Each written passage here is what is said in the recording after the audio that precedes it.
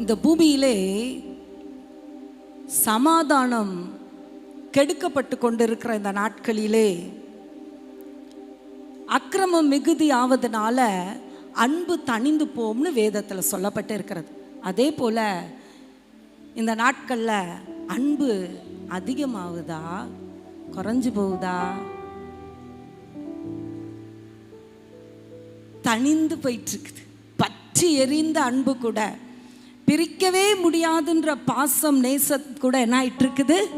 பிரிக்க முடியாத உறவுகள் எல்லாம் அன்பு அப்படியே தணிந்து போய் பிரிஞ்சுக்கிட்டு, பிரியம் இருக்க வேண்டிய இடத்துல பிரிவு இருந்து கொண்டு இருக்கிறது. அப்படி தானே? ஆனால் இயேசுப்பா ஏன் பிறந்தாருன்னா, பாவியை மீட்க பாசமாக வந்ததுக்கு ஒரு காரணம், பாசத்தை இழந்து, நேசத்தை இழந்து, பிரியத்தை இழந்து வாழ்ந்து கொண்டிருக்கிற மனுக்குலத்தை மறுபடியும் மீட்டு எடுத்து மனுஷருக்குள்ள சமாதானத்தை கொடுத்து, மனுஷர் மேல ஒருவர் மேல ஒருவர் பிரியத்தை உண்டு பண்ணவே இயேசு வந்தார். அல்லேலூயா. அந்த இயேசுப்பா நம்ம உள்ளத்துக்குள்ள இருப்பார். ஆனால் நிச்சயமாக நம்முடைய வாழ்க்கையில் ஒரு பெரிய சந்தோஷம். ஏன்னா சமாதானம் இல்லாத இடத்துல சமாதானத்தை கொடுக்கிறார். பிரியம் இல்லாத இடத்துல பிரிவினையை நீக்கி பிரியத்தை உண்டு பண்ணி இசைவாய் இணைந்து கட்டி நம்மை ஆசிர்வதிக்க வந்திருக்கிறார். அல்லேலூயா. அந்த இயேசுப்பா பார்த்து ஒரே ஒரு வார்த்தை, மதம் மாறுங்க, அதெல்லாம் இல்லை. ஏன்னா இன்னைக்கு எல்லாரும் கலந்து கூடி வந்திருக்கிறோம். ஆண்டவர் எதையும் பார்க்கல, மனுஷனை தான் பார்க்குறார். அல்லேலூயா. ஒரு பாடலை பாட போகிறோம். அந்த தேவாதி தேவன் என் சொந்தமாயிடுங்க. என்னன்னா, என் உள்ளத்துக்குள்ளே நீங்கள் வாசம் பண்ணுங்கப்பா, என் உள்ளத்துக்குள்ளே மட்டும் நீங்கள் இருந்தீங்கன்னா போதும். ஏன்னா 40 வருடங்களுக்கு முன்பாக பக்தரா குறி சொன்னா தப்பாது, அப்படி வாழ்ந்து கொண்டிருந்த ஒரு மனிதனை செய்வினைனால படுத்து செல்வந்தராய் இருந்தவர் எல்லாவற்றையும் இழந்து ஒன்றுமே இல்லாமல் 4 பிள்ளைகளோடு கூட மரண தருவாயில் அடுத்து என்ன செய்வதென்று தெரியாமல் திகைத்து தற்கொலை தான் அப்படின்ற நேரத்தில் இயேசு கிறிஸ்துவிடம் பண்ண ஒரே ஒரு வார்த்தை. ஏன்னா அவருடைய மனைவி காலேஜில் ஸ்கூலில் படிக்கும்போது கொடுத்துருக்காங்களா, பிள்ளைங்க எடுத்துகிட்டு வந்திருப்பாங்க, பைபிள் கொடுத்துருப்பாங்க. ஆண்டவரை பற்றி கேட்டதுனால, ஏசப்பா எவ்வளோ அற்புதம் செய்தாரே, எல்லா கடவுளையும் தேடி போயிட்டோம், ஆனால் இருக்கிற நிலைமை மோசமாயாச்சு, டாக்டர்ஸ் எல்லாம் கைவிடப்பட்ட நிலையில் கடைசியாக இயேசுவேன்னு கூப்பிட்டு பாருங்கன்னு சொன்னபோது, வேண்டா விருப்பா சாகதானே போகிறோம், சம்பாதித்தோம் இழந்தோம், வெறுமையாக 4 பிள்ளைங்களையும் விட்டுட்டு போகிறோமே, இயேசுன்னு கூப்பிட்றதுல என்ன ஆயிட போகுதுன்னு சொல்லி ஒரே ஒரு வார்த்தை மனைவிக்காக ஒரு வேண்டா விருப்பாதான் இயேசுவேன்னு கூப்பிட்ட நேரத்தில் அவங்க முன்னாடி தோன்றின ஒரு பெரிய போல வந்ததில் அவர்கள் சிறு வயது வரைக்கும் செய்த தவறுகளெல்லாம் அப்படியே படம் போல வந்த உடனே, நான் செய்த ஆண்டவரே என்னை மன்னிச்சிருங்க, என்னை மன்னிச்சிருங்க, என்னை மன்னிச்சிருங்க அப்படின்னு கேட்டபோது, அறிக்கையிட்டு மன்னிப்பு கேட்ட உடனே ஒரு வல்லமை அவர்களுக்குள்ளே வந்து இறங்கினது. அல்லேலூயா. அப்போ தான் உணர்ந்தாங்க, பல கோடி தேவர்களுக்கு நான் எவ்வளவோ செலவு பண்ணி ஓடி இந்தியா முழுவதும் அலைந்து திரிந்தும் எனக்கு விடுதலை இல்லையே, நான் வேண்டா வெறுப்பாக கூப்பிட்டேன், ஆனால் இந்த இயேசு எனக்கு தோன்றி எனக்கு விடுதலை கொடுத்தாரே, ஜீவனை மீட்டெடுத்தாரே என்று 1982 வருடம் டிசம்பர் மாதம் 4ஆம் தேதி மாலை 4 மணிக்கு அந்த மரண தருவாயிலிருந்து கர்த்தர் தூக்கி எடுத்தார். அல்லேலூயா. அந்த நாளில் அர்ப்பணிச்சாங்க. எல்லாத்தையும் அவங்களே தான், எந்த சர்ச்சுக்கோ எந்த பாஸ்டரோ யாருமே சொல்லலை. பிள்ளைகளெல்லாம் 10 வயது கீழே அர்ப்பணிச்சாங்க. இந்த உயிரை கொடுத்த கடவுளுக்கு என் உயிரோடு வாழுகிற நாளெல்லாம் நான் சேவை செய்வேன், என் பிள்ளைகளும் சேவை செய்வார்கள் என்று அர்ப்பணித்து 2019ஆம் ஆண்டு ஆகஸ்ட் மாதம் 20ஆம் தேதி இயற்கையான முறையில் 77 வயதில் நார்மலாக கர்த்தருடைய ராஜ்யத்தில் போய் சேர்ந்தாங்க. அல்லேலூயா. அது வேறு யாரும் இல்லை, எங்கள் அப்பா தான். சந்தோஷத்தை இழந்து, சமாதானத்தை இழந்து, எல்லாவற்றையும் இழந்து நின்றோம். இயேசுவேன்னு இருக்கிற இடத்துல கூப்பிட்ட ஒரே வார்த்தையினால எங்கள் முன்னோர்களுடைய சாபம் என் பிள்ளைங்க தலை மேலே வரைக்கும் இருக்குது. ஆனால் ஒன்றும் பழிக்கலை. ஒன்றும் சேதப்படுத்த முடியல. இன்றைக்கு எங்கள் உற்றார் உறவினர்கள் அனைவர்கள் மத்தியிலும் தேவன் எங்கள் சாபங்களை மாற்றி, துக்கத்தை மாற்றி, கவலையை மாற்றி சமாதானமாய் சந்தோஷமாய் வாழ உதவி செய்திருக்கிறார். அல்லேலூயா. அதனால தான் தைரியமாக சொல்கிறோம், இயேசு என்ற ஒரு வார்த்தை சொல்லுங்க. இயேசு உங்கள் உள்ளத்தில் வச்சுக்கோங்க. எப்பேற்பட்டதையும் அவர் மாற்ற வல்லவர். எங்களுக்கு அந்த வயசில் ஏசப்பா கொடுத்ததுனால ஒரு வைராக்கியத்தில் நிற்கிறோம். ஒரே ஒரு வார்த்தை, தேவாதி தேவன் என் சொந்தமானார், என்ன ஆனந்தம். நாவரை தேடி போல மன்னாதி மன்னன், ராஜாதி ராஜன், ஒன்றுமே இல்லாத என்ன தேடி வந்ததுனால என் வாழ்க்கையில் சந்தோஷம், என் உள்ளத்தில் சந்தோஷம் ஏதோ தேங்கி கொஞ்சோண்டு இல்லை, நதி போல பாயுது அப்படின்ற விசுவாச அறிக்கையோடு கூட பாடுங்க. கர்த்தர் நிச்சயமாய் உங்களுடைய வாழ்க்கையில் இருக்க இடத்துல இயேசுவேன்னு கூப்பிடும்போது அநேகருக்கு நீங்கள் சந்தோஷத்தை கொடுக்கிறவர்களாய் மாறி போய், சந்தோஷமே என் உள்ளத்தில் நதியாய் பாயுதே, சர்வ வல்லவர் இயேசுவே என் வாழ்வில் சொந்தமே. கட்டுகளை எல்லாம் உடைத்து விட்டாரே, களி கூர்ந்து பாடிடுவே. கிருபைகள் தந்தார், வல்லமை தந்தார், என்னாலும் நன்றி சொல்வேன். கட்டுகளை எல்லாம் உடைத்து விட்டாரே, களி கூர்ந்து பாடிடுவே. கிருபைகள் தந்தார், வல்லமை தந்தார், என்னாலும் நன்றி சொல்வேன்.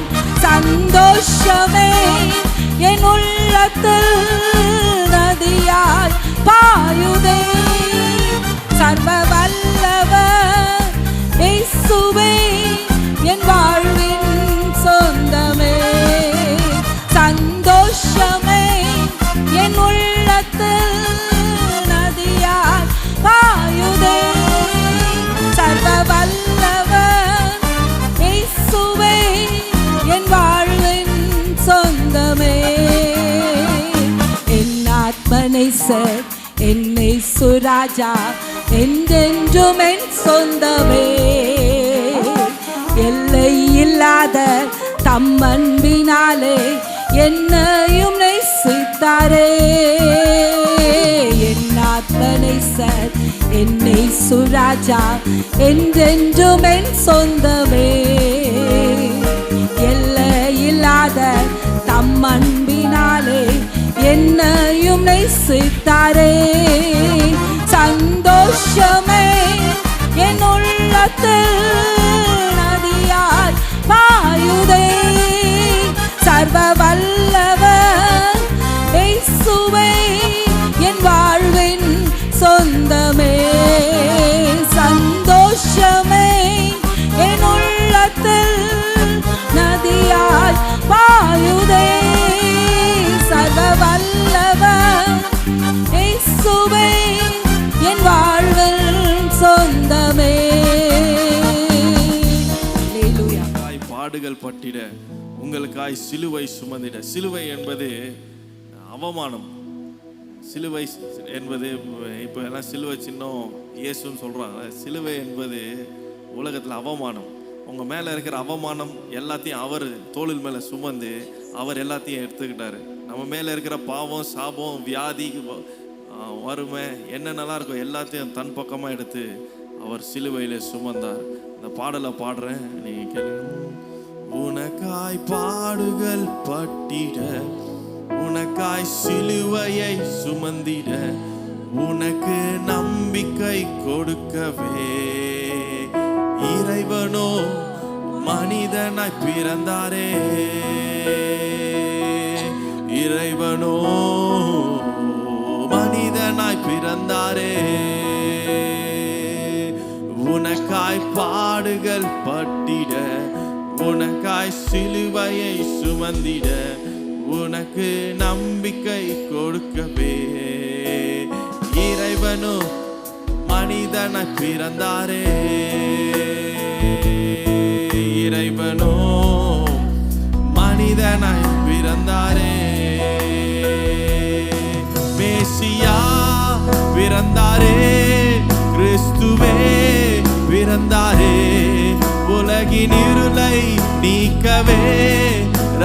சிந்தி மீட்கவே மேசியா பிறந்தாரே, கிறிஸ்துவே பிறந்தாரே. உலகின் இருளை நீக்கவே, ரத்தம் சிந்தி மீட்கவே, உனக்காய் பாடுகள் பட்டிட, உனக்காய் சிலுவையை சுமந்திட, உனக்கு நம்பிக்கை கொடுத்திட. இறைவனோ மனிதனாய் பிறந்தாரே, இறைவனோ மனிதனாய் பிறந்தாரே.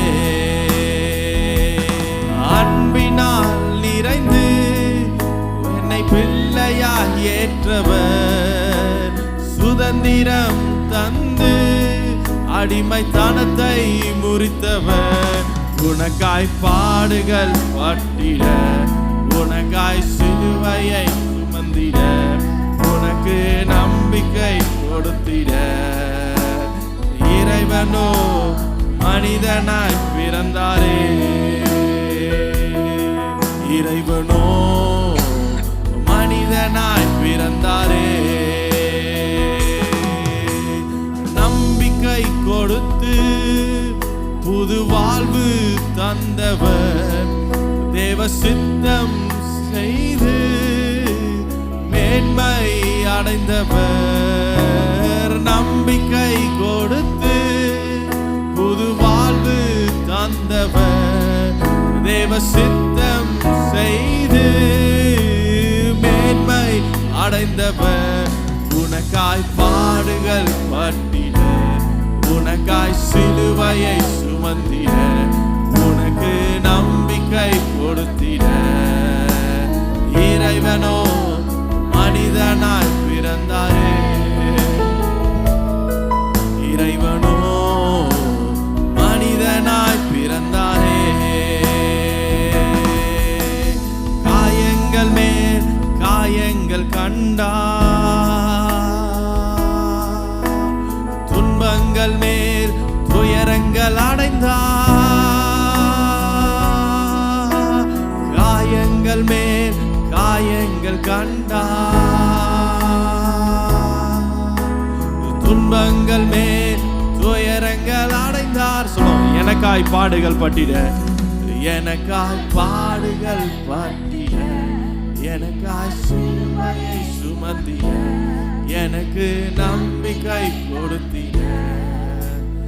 இறைவனோ மனிதனாய் பிறந்தாரே,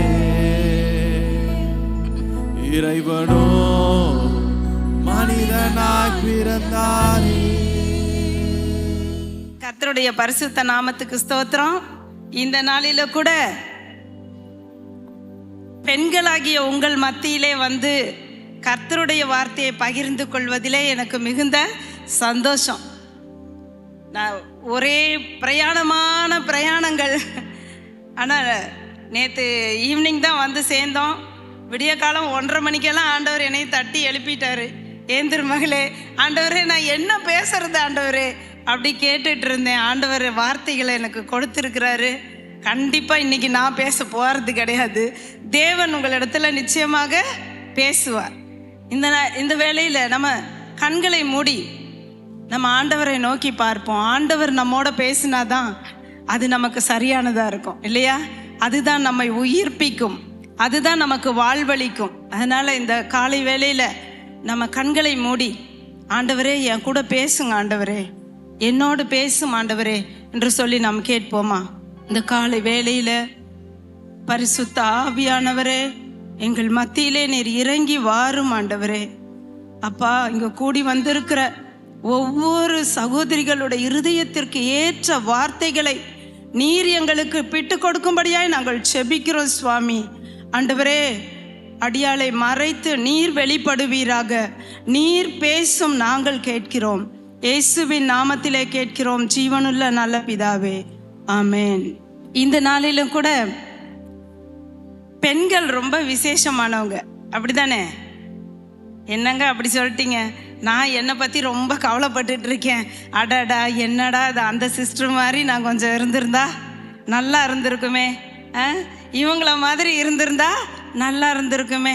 இந்த ஆண்டவர் ஏன் என்னை இப்படி படைச்சிட்டாரு, இன்னும் கொஞ்சம் அப்படி கொஞ்சம் கலராக படைச்சிருந்தா நல்லா இருந்திருக்கும். பெண்களுக்கு எப்பயுமே ஒரு ஆசை இல்லை, நம்ம ரொம்ப அழகாக இருக்கணும், நம்ம ரொம்ப பார்க்கும்போது நேர்த்தியாக இருக்கணும், எல்லாருக்கும் பிடிக்கணும் இல்லை, நம்ம நினைப்போம் தானே. பாருங்க, அம்மா தலையை ஆட்டுறாங்க. நம்ம எல்லாருமே அப்படிதான், எல்லா பெண்களுக்கும் அது உண்டு. ஆண்டவர் என்னை எப்படி படைச்சிருக்கிறாராம்? அவருடைய சாயலில் படைத்திருக்கிறார். இங்கே இருக்கிற ஒவ்வொருத்தரையும் ஆண்டவர் அவருடைய சாயல்ல படைச்சிருக்கிறார். ஹல்லேலூயா. பாருங்க, அவங்கள மாதிரி, அந்த ஆண்டி மாதிரி, அந்த பாட்டி மாதிரி, இந்த சித்தி மாதிரி, அத்தை மாதிரி இல்லை. யார் மாதிரி? அவருடைய சாயல், தேவனுடைய சாயல்ல அவரை போலவே நம்ம என்ன செஞ்சிருக்காரு? சிருஷ்டித்திருக்கிறார். யாராவது இனிமே உங்களை பார்த்து ஏதாவது சொன்னா நீங்க என்ன சொல்லணும்? நான் தேவ சாயல்ல படைக்கப்பட்ட ஒரு பெண் அப்படின்னு சொல்லணும். சரிங்களா? அப்படி சொல்வீங்களா? சந்தோஷமா இருக்கீங்களா? உங்க பக்கத்துல இருக்கிறவங்கள பார்த்து நீங்க தேவ சாயல்ல இருக்கிறீங்கன்னு சொல்லுங்க. நீங்க ரொம்ப அழகா இருக்கீங்கன்னு சொல்லுங்க. கர்த்தர் உங்களை ரொம்ப நேசிக்கிறார்னு சொல்லுங்க. அப்பா, இப்பதான் எல்லாரோடைய முகத்திலையும் ஒரு பெரிய சிரிப்பு, சந்தோஷம் இல்ல, மகிழ்ச்சி. கர்த்தருடைய பரிசுத்த நாமத்துக்கு ஸ்தோத்திரம். இந்த நாளில் உங்கள் மத்தியிலே நான் பேசும்படியாக கர்த்தர் எனக்கு கொடுத்த வார்த்தை மத்தேயு அந்த 1ஆம் அதிகாரத்தை நம்ம எடுத்துக்கொள்ளுவோம். முதல் 18-20 வசனங்களில் பார்த்தீங்கன்னா இயேசு கிறிஸ்துவினுடைய வம்ச வரலாறு எழுதப்பட்டிருக்கிறது. அந்த காலத்தில் இஸ்ரவேல் தேசத்தில் யூத ஜனங்கள் மத்தியில் பெண்கள் எப்படி பார்க்கப்பட்டார்கள்னா, அவங்க எப்படி செகண்டரியாக தான் பார்க்கப்பட்டார்கள். பெண்களுக்கு அங்கே என்ன இல்லை, முக்கியத்துவம் இல்லை. அப்படி தானே? பெண்கள்னா எப்படி நினச்சிப்பாங்க? ஆட அவங்க தானே அப்படின்னு சொல்லி நினச்சிப்பாங்க. அதே தான் இஸ்ரவேல் தேசத்துலேயும் பெண்களுக்கு அவ்வளவு முக்கியத்துவம் அங்கே கொடுக்கப்படவில்லை. பழைய ஏற்பாட்டு காலத்துல எல்லாம் பார்த்தீங்க, நிறைய பெயர் அங்கே சகோதரர்கள் பெயர்கள், ஆண்கள் பெயர்கள் தான் அதிகமாக அந்த சரித்திரத்தில் எழுதுவாங்க. ஆனால் ஆண்டவர் நம்மளை ரொம்ப அதிகமாக நேசிக்கிறத எங்கே காட்டியிருக்காரு? மத்தேயு புதிய ஏற்பாடு தொடக்கத்தில் ஃபஸ்ட்டு பேஜ்லேயே ஆண்டவர் பெண்களை எவ்வளவு அதிகமாக நேசிக்கிறாருன்றத அழகா இங்கே எழுதி இருக்கிறாரு. இந்த முதல் அதிகாரத்தில் நீங்கள் வாசிச்சிங்கன்னு சொன்னால் முதல் 1 அந்த 5 வசனங்களில் நம்ம பார்க்குறோம். ஆபிரகாமின் குமாரனாகிய தாவீதின் குமாரனான இயேசு கிறிஸ்துவினுடைய வம்ச வரலாறு. இது அப்படியே நீங்கள் படிச்சுட்டே வந்தீங்கன்னா 3ஆம் வசனம், யூதா பாரேசையும் சேராவையும் தாமாரின் இடத்தில் பெற்றான். ஒவ்வொரு பேர் அந்த 16ஆம் வசனம் வரைக்கும் பார்த்தீங்கன்னா 5 பெண்கள் இருக்காங்க. இயேசு கிறிஸ்துவின் வரலாற்றில், சரித்திரத்தின் வரலாற்றில் யார் இருக்கிறாங்க? 5 பெண்கள். முதல் பெண்ணு பேரு தாமார். என்ன பேரு? தாமார். 2வது பெண்ணு பேரு ராகாப். 3வது பெண்ணு பேரு ரூத். இன்னொரு பெண்ணு பேர், 4வது பெண்ணு பேரு பத்சேபால். அடுத்த 5வது பெண் பேர் என்னது? மேரி, மரியாள். ஸோ 5 பெண்கள். இந்த 5 பெண்களும் அப்படி என்ன சூப்பரான பெண்கள் அப்படின்னு சொல்லி நம்ம பார்த்தோன்னா, அந்த 5 பேரும் வித்தியாசமானவங்க. ஒவ்வொருத்தரும் ஒரு மாதிரி உள்ளவங்க. அவங்கள எல்லாம் ஆண்டவர் இங்கே என்ன செஞ்சிருக்கிறாரு? அழகா எழுதி வச்சிருக்கிறாரு. இங்கே இந்த தாமாரை குறித்து நம்ம பார்த்தோன்னா, தாமார் எப்படிப்பட்ட ஒரு பெண்ணுன்னா, அவள் ஒரு நல்ல பெண்ணு தான். இந்த தாமார் எப்படிப்பட்டவள்? மிகவும் நல்ல ஒரு சகோதரி.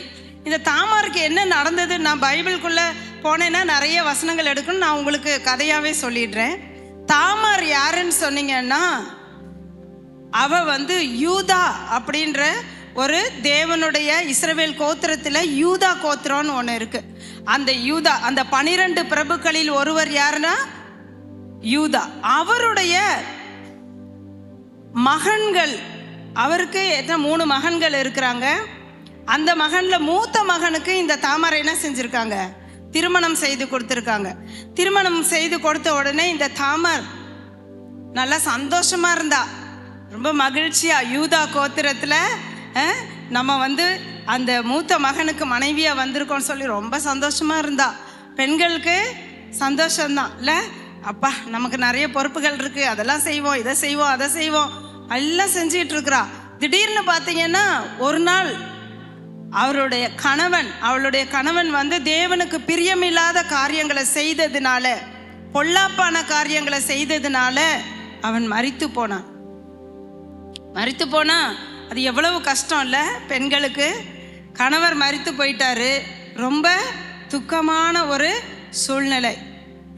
ஆனால் இவ பேரோட அர்த்தத்தை பார்த்தீங்கன்னா, தாமார் அப்படின்னு சொன்னா விக்ட்ரின்னு அர்த்தம். என்னது? விக்ட்ரி. பேர் என்னமோ வெற்றி தான் இல்லை? ட்ரையம், விக்ட்ரி. பாம் ட்ரீன்னு அர்த்தம். பாம் ட்ரீனா பனை மரம், அப்படின்னா பேரீச்ச மரம். அப்படி அந்த பேரீச்ச மரம்னா அது ரொம்ப ரொம்ப செழிப்பான ஒரு மரம், ஆசீர்வாதமான ஒரு மரம். அது மாத்திரம் இல்லை, தாமார்னு சொன்னா இட்டர்னல் லைஃப்னு அர்த்தம். என்ன பேரு? Eternal life. பேர் தான் என்னது?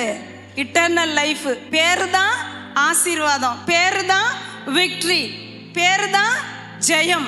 ஆனால் வாழ்க்கையில் என்ன இல்லை? ஜெயமே இல்லை. நிறைய பேர் சொல்லுவாங்க பேர் ஆரோக்கியமேரி. இங்கே யாரும் ஆரோக்கியமேரி இல்லைன்னு நினைக்கிறேன்.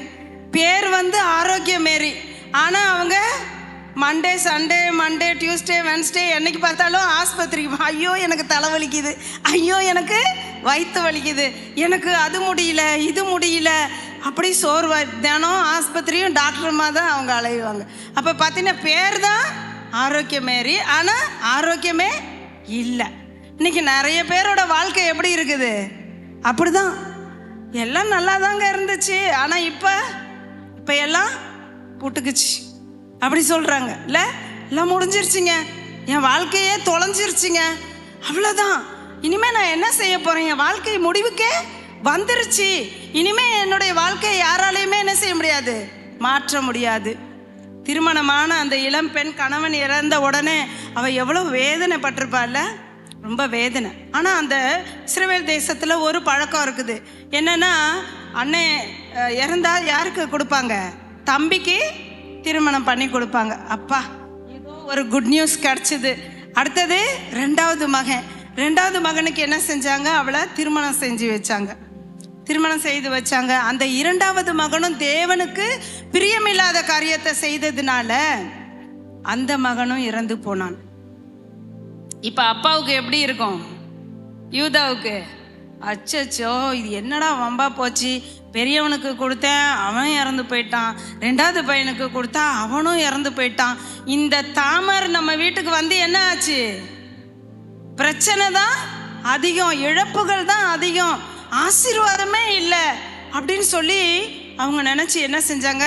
தாமரை என்ன செஞ்சிட்டாங்க? பேக் பண்ணி, அம்மா தாயே நீ என்ன செய்ய, மூட்டை முடிச்செல்லாம் எடுத்துக்கிட்டு எங்கே போயிடு? அம்மா வீட்டுக்கு போயிடு, அங்கே போய் நீ கைம்பெண்ணா இரு, எனக்கு மூணாவது மகன் ஒருத்தன் இருக்கான், சேலான்னு சொல்லி இருக்கான், அவன் கொஞ்சம் வளரட்டும், இப்போதான் என்ன செய்கிறான்? படிச்சுட்டு இருக்கான் இல்லை, இப்போதான் கொஞ்சம் அப்படி வாலிபத்தை எட்டி வந்திருக்கான், அவன் கொஞ்சம் வளர்ந்த உடனே நான் என்ன செய்கிறேன், உனக்கு திருமணம் பண்ணி வச்சிடுறேன் மூன்றாவது மகன் சொல்லி அனுப்பி விட்டாங்க. அனுப்பி விட்டதோட என்ன செஞ்சிட்டாங்க? மறந்துட்டாங்க. அவ்வளவுதான் முடிந்தது. இவளும் என்ன செய்யற? அம்மா வீட்டில் போயிட்டு மாமனார் என்ன செய்வார்? சேலா வளர்ந்த பிறகு எனக்கு திருமணம் செய்து கொடுப்பாங்க அப்படின்னு சொல்லி அவளோட காத்துக்கிட்டு இருக்கா. 1 வருஷம் போச்சு, 2 வருஷம் போச்சு, 3 வருஷம் போச்சு, வருஷங்கள் கடந்து ஓடிட்டு இருக்குதே ஒழிய there is no good news at all.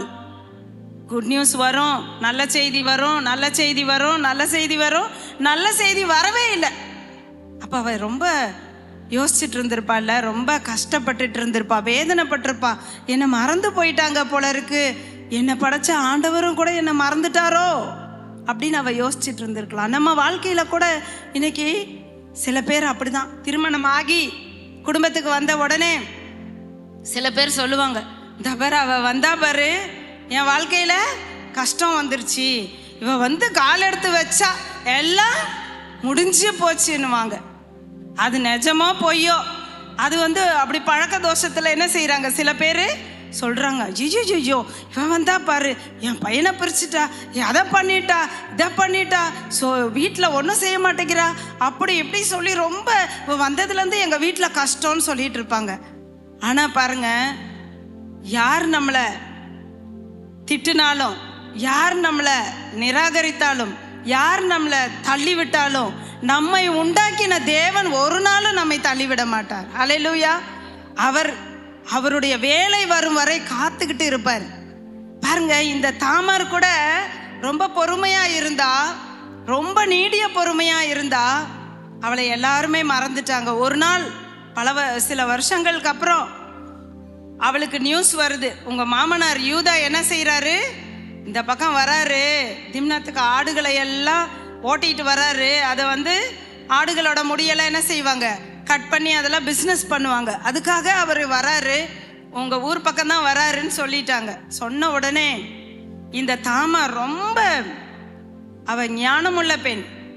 அவ கண்ட வாலிபரின் பிறகே அவ என்ன செய்யல, போல.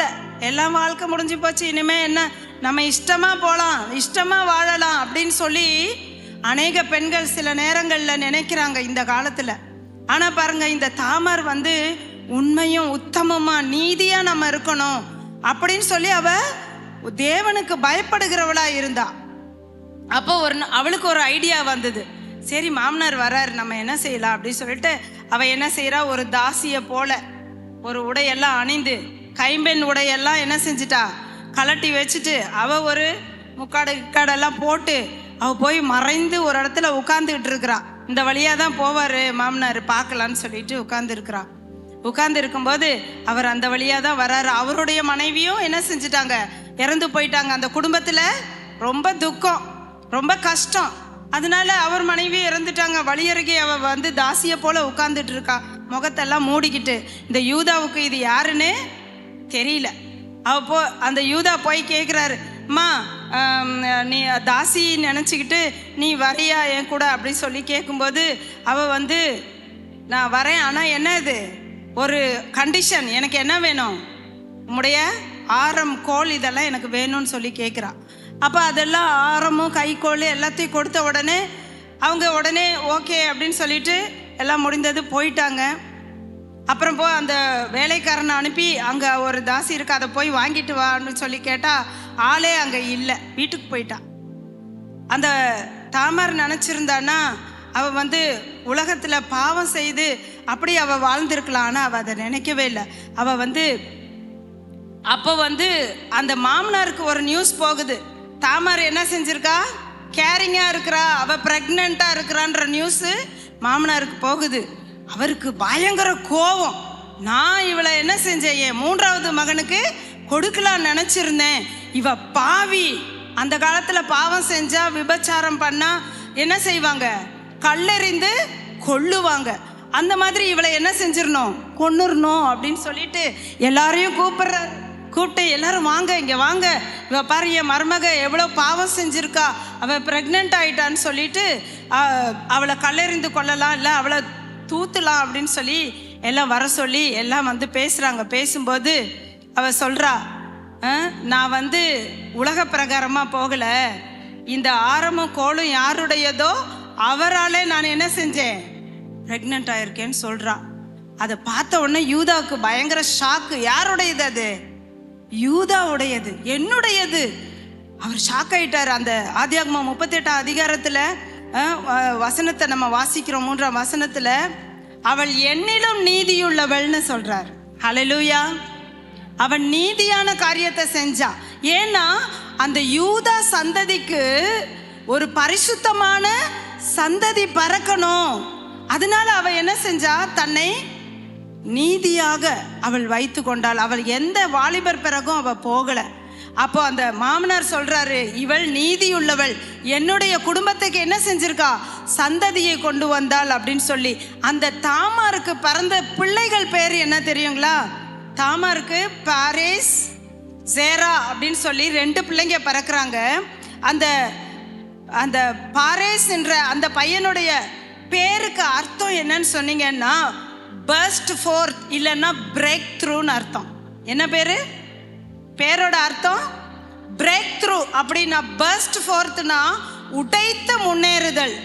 பிரேக் த்ரூனா தடைகளை உடைத்து மேலே எழும்புதல். அப்படி அவளுடைய வாழ்க்கையே முடிஞ்சு போன கதையில இருந்தது. ஆனா அவ நீதியுள்ளவளா இருந்ததுனால முடிந்து போன வாழ்க்கை இப்ப என்ன செய்து தொடங்குது. எப்படி? உடைத்து முன்னேறுகிற ஒரு பிரேக் த்ரூ அவளோட வாழ்க்கையில வந்துச்சு. உங்க வாழ்க்கையில கூட ஒருவேளை நீங்க சோர்ந்து போயிருக்கலாம். என் வாழ்க்கையே முடிவு காலத்துக்குள்ள வந்துருச்சு, என் பிள்ளைங்கெல்லாம் அப்படி ஆயிட்டாங்க, எனக்கு இவ்வளோ கஷ்டம் இருக்குது, என்னுடைய கணவர் கூட என்ன சில நேரம் என்ன செய்ய மாட்டேங்கிறாங்க, புரிந்து கொள்ள மாட்டேங்கிறாங்க, நான் என் வாழ்க்கை அவ்வளோதான் இப்படியே போயிடும் போல இருக்குது, என் வாழ்க்கைக்கு ஒரு துளிரே வராது போல இருக்குன்னு நீங்கள் யோசிச்சுட்டு இருக்கலாம். ஆனால் தேவன் உங்களுடைய முடிந்து போன வாழ்க்கையும் திரும்ப துளிர்த்து வரும்படியான கிருபையை உங்களுக்கு செய்வார். தடைகளை உடைத்து போடுகிறவர் உங்களுக்கு முன்னே செல்லுகிறார். எவ்வளவு பெரிய தடையாக இருந்தாலும் சரி, தேவன் உங்களுடைய வாழ்க்கையில் ஒரு பிரேக் த்ரூ கொடுப்பார். ஹல்லேலூயா! எத்தனை பேர் விசுவாசிக்கிறீங்க? ஹல்லேலூயா! இந்த பாரேஸ் தான் இயேசு கிறிஸ்துவின் அவர்களுடைய முன்னோர்களில் ஒருவராக வருகிறார். இந்த மத்தேயு நீங்கள் வாசிச்சுக்கிட்டே வந்தீங்கன்னா அங்கே பாரேஸ் யாரு? தாமார் யாரை பெற்றெடுத்தால்? பாரேஸையும் சேராவையும் பெற்றெடுத்தாள். அவங்க யார்? இயேசு கிறிஸ்துவின் சந்ததியின் முன்னோராக இந்த பாரேஸ் வருகிறார். அது மாத்திரம் இல்லை, சேரா அப்படின்னு சொன்னால் என்னன்னா, சேரானா ஷைன், பிரைட் லைட்னு அர்த்தம். ஹல்லேலூயா! ஹல்லேலூயா! பாருங்க, தாமாருடைய வாழ்க்கையெல்லாம் முடிந்து போன கதையில இருந்தது. ஆனால் அவளுடைய தடைகளை உடைத்து முன்னேறுகிற ஒரு வாழ்க்கையை தேவன் அவளுக்கு கொடுத்தார். இயேசு கிறிஸ்துவின் முன்னோராக அந்த பாரேஸ் வந்தார். அது மாத்திரம் இல்லை, இந்த சேரா என்று சொன்னால் ஷைன் அல்லது டான்னு அர்த்தம். டான்னா என்ன? விடியற் காலம். நம்முடைய வாழ்க்கையில் சில நேரம் சாயங்காலத்தில் வசனம் சொல்லுது, சாயங்காலத்தில் அழுகை தங்கும், காலையிலோ களிப்பு உண்டாகும். சாயங்காலம் ஒருவேளை நீங்கள் சோர்ந்து போய் என் வாழ்க்கை இப்படி தான் போல இருக்கு, முடிஞ்சு போச்சு, இனி என்ன செய்ய போகிறேன்னு சொல்லி ஒருவேளை சோர்ந்து போய் நீங்கள் போய் படுத்து தூங்கலாம். தூக்கம் கூட வராமல் இருக்கலாம். அழுகை, ஒருவேளை நீங்கள் அழுது கொண்டு இருக்கலாம். உங்கள் பக்கத்தில் இருக்கிறவங்களுக்கு கூட நீங்கள் அழுகிறது என்ன செய்யாது, தெரியாமல் இருக்கலாம். சில நேரம் பெண்களோட அழுகிற இடம் எது தெரியுமா? பெண்கள் எங்கே போய் அழுவாங்க தெரியுமா? வீட்டில் எல்லாரும் முன்னாடி அழமாட்டாங்க. எவ்வளோ கஷ்டம் இருந்தாலும் தாங்கிக்குவாங்க. நேராக எங்கே போவாங்க? பாத்ரூம். அங்கே போய் டேப்பை என்ன செஞ்சிருவாங்க, திறந்து விட்டு தண்ணி என்ன செய்யும், ஊற்றிக்கிட்டு இருக்கோம், சத்தமாக அழுவாங்க, கதறுவாங்க. கடவுளே, என் வாழ்க்கையில் ஏன் இவ்வளோ பிரச்சனை, எதுக்கு இந்த போராட்டம், நானா தேடி வந்தேன், எங்கள் வீட்டில் இப்படி பண்ணி வச்சுட்டாங்க, நான் இங்கே இவ்வளோ கஷ்டப்படுறேன், என் கண்ணீரை பார்க்கறதுக்கு ஒருத்தர் கூட இல்லை, என்னை விசாரிக்கிறதுக்கு, சாப்பிட்டியாமா, நல்லா இருக்கியாமா கேட்கறதுக்கு ஆள் இல்லை. காலையிலேருந்து மாலை வரைக்கும் மிஷின் மாதிரி என்ன செய்கிறேன், வேலை செய்கிறேன் சொல்லுவாங்க. மென் எப்படி வேலை செய்வாங்களாம்? They work sun to sun. எப்படி சன் டு சன்னுனா, காலையில் சூரியன் உதிக்கும் போதும் வேலை செய்ய ஆரம்பிப்பாங்க, அது அஸ்தமனமாகும் போது அவங்க வேலை என்ன செஞ்சிடும், முடிஞ்சிடும். ஆஃபீஸ் போவாங்க, வருவாங்க, அதுக்கப்புறம் தே ஆர் ஃப்ரீ. அப்படி தானே? வீட்டுக்கு வந்துட்டாங்கன்னா அப்பாடா வைஃப் இருக்கிறா, அவள் பார்த்துக்குவா, எல்லா வேலையும் அவள் பார்த்துக்குவா, அவங்க வேலை அதோட முடிஞ்சிருது. ஆனால் ஒரு விமனுக்கு வேலை எப்படி தெரியுமா? Women works there's no end. பெண் வேலை செய்கிறதுக்கு முடிவே கிடையாது.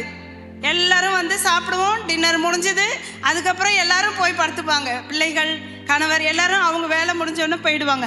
ஆனால் இந்த மனைவியால் என்ன செய்ய முடியாது, போக முடியாது. அடுத்தது போய் என்ன செய்யணும், சாப்பிட்ட உடனே பாத்திரம் கழுவணும், சிங்கில் போய் பாத்திரம் கழுவி அதெல்லாம் எடுத்து வச்சு அங்கங்கே எல்லாம் கரெக்டாக இருக்கான்னு பார்த்துட்டு அதுக்கப்புறம் தான் நம்ம போய் என்ன செய்வோம், தூங்கவே போவோம்.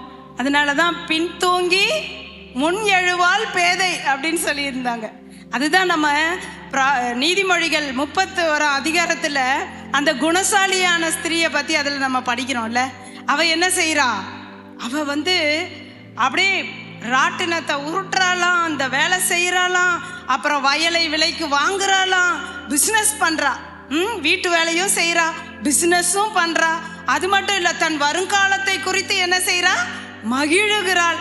அது ஏன்னா அதுக்கெல்லாம் ரெடி பண்ணி வச்சிருக்காளாம் அந்த பெண்ணு, குணசாலியான ஸ்திரீ. அவ வருங்காலத்தை குறித்து மகிழுகிறாள். குளிர்காலத்துக்கு அவ பயப்பட மாட்டா. ஸ்வெட்டர்ஸ் எல்லாம் வாங்கி பத்திரமா பிள்ளைகளுக்காக, கணவருக்காக அவ எல்லாம் பத்திரமா வாங்கி வச்சிருக்கா. அது மாத்திரம் இல்லை, அந்த ஸ்திரீ எப்படிப்பட்டவளா இருக்காளாம், தன் வாயை ஞானம் விளங்க திறக்கிறாள். பெண்களுக்கு ரொம்ப ரொம்ப அவசியமான விஷயம் அதுதான். சில நேரம் டப்பு டப்புன்னு சில பேர் பேசிடுவாங்க, இல்லை சில பேர் டக்கு டக்குன்னு பேசிடுவாங்க. அப்புறம் பார்த்தா அய்யோ பெரிய பிரச்சனையா அது வந்த உடனே ஐயோ சாரி தெரியாம சொல்லிட்டேன் அப்படின்னு சொல்லுவாங்க. அது சில பெண்கள், எல்லாரும் கிடையாது. ஆனா சில பெண்கள் என்ன செய்வாங்க, ரொம்ப நீடிய பொறுமையா இருப்பாங்க. தொண்டை வரைக்கும் இங்க வரைக்கும் வந்துடும். சொல்லாமா வேணாமா, சொல்லாமா வேணாமா, சொல்லிட்டோம்னா அவ்வளவுதான், வெடிச்சிரும், பிரச்சனை அதிகமாயிரும். ஆண்டவரே எனக்கு பொறுமை தாங்க, பொறுமை தாங்க, நான் என்ன செய்யக்கூடாது, பேசக்கூடாது. அப்படி சில பெண்கள் இருக்கிறாங்க, அப்படிதானே? ஆமா, நம்ம அந்த குணசாலியான ஸ்திரீயை போல நம்முடைய வாயை எப்படி ஞானம் விளங்க, think twice before you speak அப்படின்னு சொல்லுவாங்க, இல்லை? எந்த ஒரு காரியத்தையுமே 2 தடவை நம்ம திங்க் பண்ணணும். கணவர் இடத்துல பேசும்போது, பிள்ளைகள் இடத்துல பேசும்போது. இந்த காலத்தில் பிள்ளைகள் இடத்துல பேசுறதுக்கு கூட எப்படி இருக்கணும், ஞானமாக தான் பேசணும். இல்லைன்னா அம்மா உங்களுக்கு ஒன்றுமே தெரியாது, வாயை மூடுங்கன்னே சொல்லிடுறாங்க இப்போ உள்ள பிள்ளைங்க, அப்படி தானே? அச்சிச்சிச்சியோ இந்த பிள்ளைங்க கிட்ட யாராலையும் பேச முடியாது. அச்சிச்சிச்சிச்சோ அம்மாங்களுக்கு ஒரே டென்ஷன், இங்கே போனால் வாயை மூடு, அங்கே போனால் வாயை மூடு, எங்கே போய் வாயை திறக்கிறதுன்னு தெரியல. அதான் சொல்லுவாங்க, மென் 7000 வேர்ட்ஸ் தான் பேசுவாங்களாம், லிமிட்டட் டாக் தான். அவங்க கேட்கறதுக்கு மட்டும் பதில் சொல்லுவாங்க, குறைவாக பேசுவாங்களாம். ஆனால் விமன் 14,000 வேர்ட்ஸ் பேசுவாங்களாம் ஒரு நாளைக்கு. அப்போ காலையில் கணவர் வேலைக்கு போயிட்டாருன்னா சாயங்காலம் வர வரைக்கும் ஆஃபீஸில் எல்லாம் பேசி முடிச்சிடுறாரு, இல்லை? அதுக்கப்புறம் இங்கே வந்தோன்னா டயர்ட் ஆயிடுறாங்க, நியூஸ் பேப்பர் பார்க்குறாங்க, அதுக்கப்புறம் சாப்பிட்றாங்க, அப்புறம் படுத்து தூங்குறாங்க, அவ்வளோதான், சரிங்களா?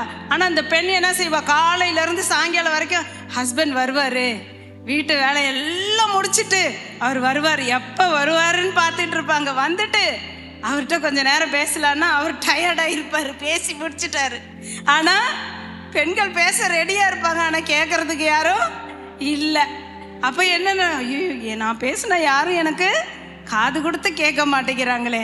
கவலையே படாதீங்க, உங்களுக்கு காது கொடுத்து கேட்கறதுக்கு ஒருத்தர் ரெடியாக இருக்காரு. ஹல்லேலூயா!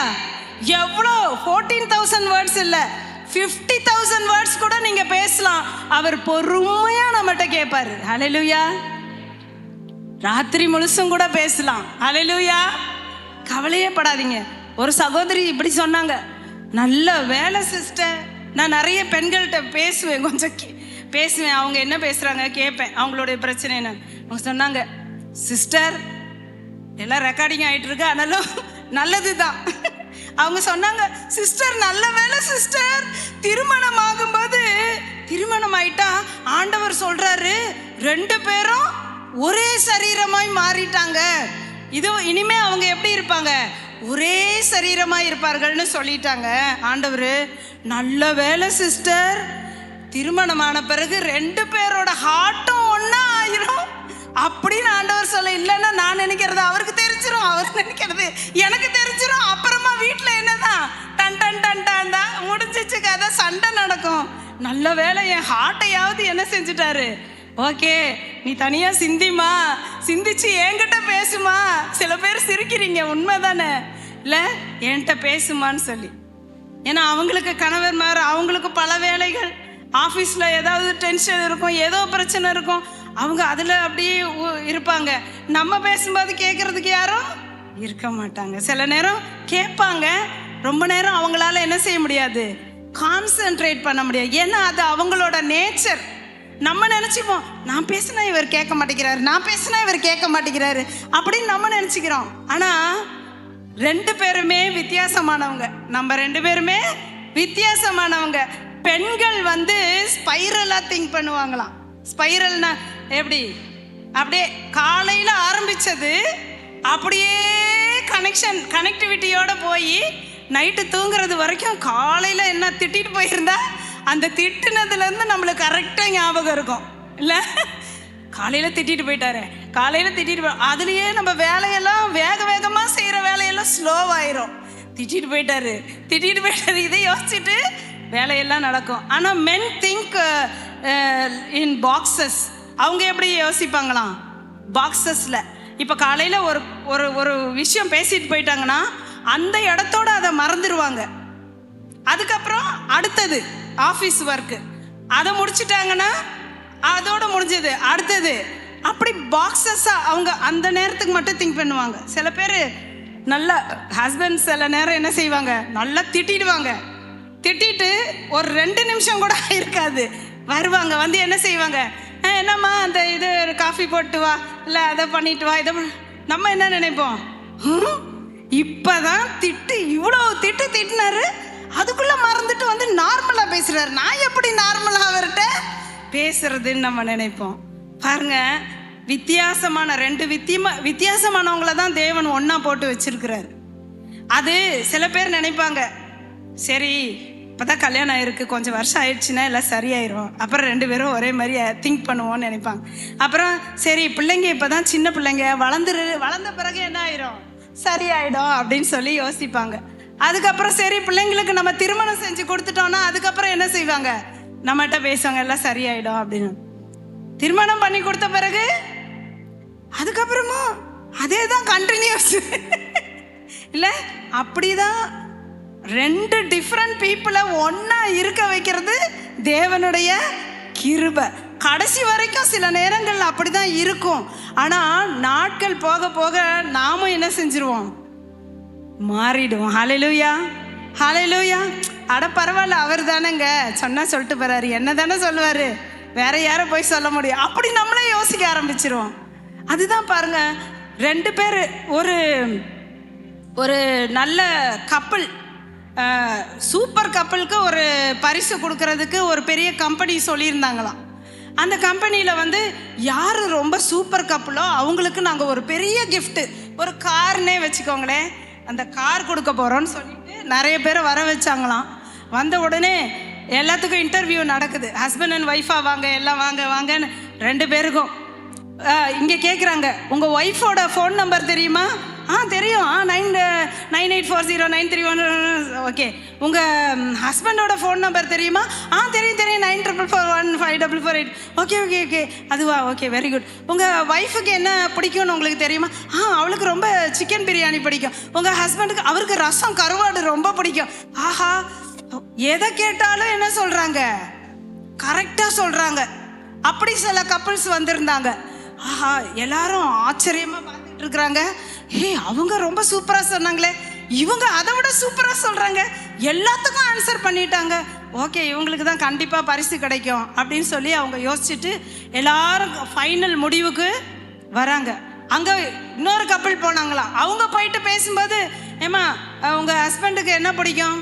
அவருக்கு மட்டன் பிரியாணி பிடிக்கும். ஆனால் அவருக்கு மட்டன் பிரியாணி பிடிக்காது. ஸோ அவருக்கு என்னென்ன பிடிக்கும்னு கூட அவங்களுக்கு தெரியல. சரிம்மா உங்கள் ஹஸ்பண்டோட டேட் ஆஃப் பர்த் என்ன யோசிச்சு, அப்புறம் ஒய்ஃபோடது என்ன, அதை ஏன் கேட்குறீங்க? இவங்க கூட சண்டை போடுறதுக்கே நேரம் பத்தல, இதெல்லாம் வேற யாரு ஞாபகம்? இவங்க 2 பேரும் எதிரும் புதிருமா பேசிகிட்டு இருக்காங்க. கடைசியில் எல்லாம் ஓகே, எல்லாரும் வாங்க, இப்போ நம்ம யாருக்கு கிஃப்ட் கொடுக்க போகிறோம் அப்படின்னு சொல்லிப்பா அவங்க வந்து எல்லாரும் ஆவலா எனக்கு தான் உனக்கு தான் எல்லாம் பார்த்துக்கிட்டு இருக்காங்க. கடைசியில் 2 கப்பல் போகும்போதே சண்டை போட்டுட்டு போனாங்களாம். அவங்க இவங்களுக்கு கண்டிப்பாக கிடைக்காதுன்னு நினச்சாங்களாம். ஆனால் அங்கே பரிசு கொடுக்குறவங்க வந்து சொன்னாங்களாம், பாருங்க இந்த காம்படிஷனில் எந்த கப்பல் ஜெயிச்சாங்கன்னா இந்த வரும்போதே சண்டை போட்டுட்டு வந்தாங்க. ஆமாம், இவரை கட்டி எனக்கு என்ன பிரயோஜனம், இவர் என்ன நேரம் திட்டிகிட்டு இருப்பார், ஆமாம் நான் கேட்குறது வாங்கி தர மாட்டார், ஆமாம் இவளா வாய் திறந்தா மூட மாட்டா, இப்படியே அவங்க பேசிக்கிட்டு போய் கேட்கறதுக்கெல்லாம் எகடா கூடமா பதில் சொன்னாங்களாம். கடைசியாக அவங்க சொன்னாங்களாம், இவங்க தான் சூப்பர் கப்பல் அப்படின்னு. ஹல்லேலூயா. ஏன் அவங்க சூப்பர் கப்பல்? 2 வேறுபட்டவர்களும் ஒன்றாக கூடியிருக்கிறாங்க இல்லையா, அதுலேயே அவங்களுடைய அன்பு இருக்கு. ஹல்லேலூயா. சண்டை போட்டாலும் கவலைப்படாதீங்க, எல்லா குடும்பத்திலையும் சண்டை இருக்குது, எல்லா குடும்பத்திலையும் பிரச்சனை இருக்குது. பிரச்சனையே இல்லாத குடும்பம் யாராவது இருக்கிறீங்களா? இல்லை. ஏன்னா we are different people living together. ரெண்டு வித்தியாசமான வேறுபட்டவங்க நம்ம ஒன்றா குடியிருக்கும் போது பிரச்சனை கண்டிப்பாக வரும். ஆண்டவராகிய இயேசு கிறிஸ்துவுக்கு 12 சீஷர்கள். 12 சீஷர்கள்ல எல்லாரும் ஒரே மாதிரியா இருந்தாங்க? இல்லை. காட்டி கொடுக்கறதுக்கு ஒருத்தன் இருந்தான், சண்டை போடுறதுக்கு ஒருத்தர், ஒவ்வொன்றுத்துக்கும் ஒவ்வொரு சீஷர். ஆனாலும் ஆண்டவர் அவர்களை எல்லாரையுமே நேசிச்சார். 12 பேரையும் ஆண்டவர் நேசிச்சார். அதே போல தான் இந்த நம்முடைய தாமார் வாழ்க்கையில் பாருங்க, அவ்வளோ பிரச்சனை வந்தது, எல்லாம் மறந்து போயிட்டாங்க, அவ்வளோதான் இனிமே முடிஞ்சிருச்சுன்னு நினச்சா. ஆனால் அங்கே ஒரு பிரேக் த்ரூ வந்துச்சு. ஹல்லேலூயா. ஒன்றுமே இல்லாதவளுக்கு 2 பிள்ளைங்க. 2 பிள்ளைங்கள்ல பாரேஸ் வந்து இயேசு கிறிஸ்துவின் வரலாற்றில் முன்னோடியாக வராரு. ஒரு முன்னோடியாக அவர் இருக்கிறார். அதே போல இந்த சேரா எப்படி வரார் தெரியுமா? To shine. டான்னா அதிகாலை. பாருங்க, அதிகாலையில் என்ன கிடைக்கும்? களிப்பு உண்டாங்க. ஃபாதர் பெர்க்மன்ஸ் பாடுவார்ல பாட்டு, சாயங்காலத்தில் அழுக, காலையில் களிப்பு. அப்படியாக ஆண்டவர் உங்களோட வாழ்க்கையில் கூட நீங்கள் சோர்ந்து போய் இருந்தாலும், நீங்கள் கஷ்டப்பட்டாலும் வேதனைப்பட்டாலும் அதுவே முடிவாக மாறவே மாறாது. You will have a break through. ஒருவேளை இந்த வருஷத்தில் நிறைய கஷ்டத்தை நான் அனுபவிச்சிட்டேன், என்னத்த கிறிஸ்மஸ் கொண்டாடுறது, இன்னைக்கு வரைக்கும் என் வாழ்க்கையில் கஷ்டமே தான் இருக்குது, வருஷமே முடிய போகுதுன்னு நினைக்கிறீங்களா? இந்த புதிய வருஷத்தில் கர்த்தர் உங்களுக்கு ஒரு பிரேக் த்ரூ கொடுப்பார். ஹல்லேலூயா. நிச்சயமா ஒரு விடிவு உங்களுக்கு உண்டு. ஒரு இரவு இருந்தால் ஒரு பகல் உண்டு. ஒரு இருள் இருந்தால் ஒரு விடியற் காலம் நிச்சயமா உண்டு. உங்கள் வாழ்க்கையில் தேவன் அந்த விடியற் காலத்தை கொடுப்பார். அப்பொழுது நீங்கள் மகிழ்ந்திருப்பீங்க, மகிழ்ச்சியாக இருப்பீங்க. உங்களுக்கும் ஒரு ஷைன். சேரானா என்னது? ஷைன், பிரகாசம் உள்ளவன். அவர்கள் அவரை நோக்கி பார்த்து பிரகாசம் அடைந்தார்கள், அவர்கள் முகங்கள் வெட்கப்படவில்லை. இன்னைக்கு ஒருவேளை உங்கள் நிலைமை இந்த தாமாரை போல வெட்கப்படுகிற ஒரு சூழ்நிலையாக இருக்கலாம். ஏசாயால ஒரு வசனம் சொல்லுது, உங்கள் வெட்கத்துக்கு பதிலாக இரட்டிப்பான கனம் வரும். ஹல்லேலூயா. என்னை யாருமே கனப்படுத்துறது இல்லைங்க, யாருமே என்னை மதிக்கிறது கூட இல்லைங்கன்னு கவலைப்படுறீங்களா? கர்த்தர் உங்களை மதிக்கிறார், கர்த்தர் உங்களை கனப்படுத்துவார், ஏற்ற வேலையிலே கனப்படுத்துவார். ஹல்லேலூயா. உங்கள் வெட்கத்துக்கு பதிலாக இரட்டிப்பான கனம் வரும், இரட்டிப்பான பலன் வரும். ஆங்கிலத்தில் instead of your shame I will give you double honour. Double honour. நீங்கள் கொஞ்சம் மதிச்சா போதும், கொஞ்சம் கனப்படுத்தினா போதும் நீங்கள் நினைக்கிறீங்க, ஆனால் இரட்டிப்பான கணம் உங்களுக்கு வரும். இங்கே பாருங்கள், தாமாருக்கு இரட்டிப்பான கணம் பாரேஸை ஆண்டவர் கொடுத்தாரு. அது மாத்திரம் இல்லை, சேராவை கொடுத்தாரு. அவளுடைய வாழ்க்கையில் ஒரு பிரேக் த்ரூ, ஒரு வெளிச்சம், ஒரு அதிகாலை, ஒரு விடியற்காலம் அவளுக்கு வந்தது. அப்படியா தேவன் செய்வார். அடுத்ததாக நம்ம வேகமாக இடையில் இருக்கிறவங்கள நான் சுருக்கமாக சொல்லிடுறேன். அடுத்து நம்ம ஒரு நபர் பார்க்கணும். ராகாப் பார்த்தீங்கன்னா, ராகாப் எப்படிப்பட்டவளாக இருந்தான்னா, அவள் ஒரு வேசியாக இருந்தா. இவ தாமார் வந்து நீதியுள்ளவளாக இருந்தா. ஆனால் ராகாப் எப்படி இருந்தா? வேசி. அவ கர்த்தரை அறியாத குடும்பத்தில் அவர் இருந்தா. புறஜாதி குடும்பம், அவ இஸ்ரவேல் குடும்பம் கிடையாது. ஆனால் அந்த எரிகோ கோட்டை, அந்த எரிகோ கோட்டைக்கு உள்ள குடியிருக்கிற ஜனங்கள்லாம் யாரு? புறஜாதி மக்கள், இயேசுவை அறியாத ஜனங்கள். ஆனால் பாருங்க, இயேசுக்கு தேவன் வந்து இஸ்ரவேல் ஜனங்களை வழி நடத்தும் போது ஒவ்வொரு ராஜாக்களையா அழித்து யுத்தத்தில் அவங்களுக்கு உதவி செஞ்சு அவங்க கடைசியாக எரிகோ கிட்ட வராங்க.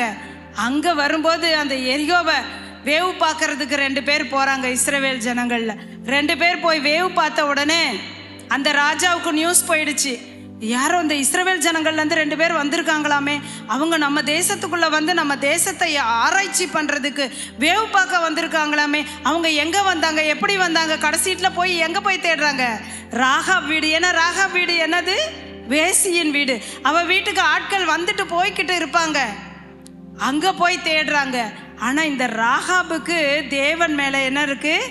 பயம் இருக்குது, பக்தி இருக்குது. அவ சொன்னா, அந்த 2 பேர் வேவு பார்க்க வந்தவங்கள அவள் வீட்டில் ஒளிச்சு வச்சுட்டா.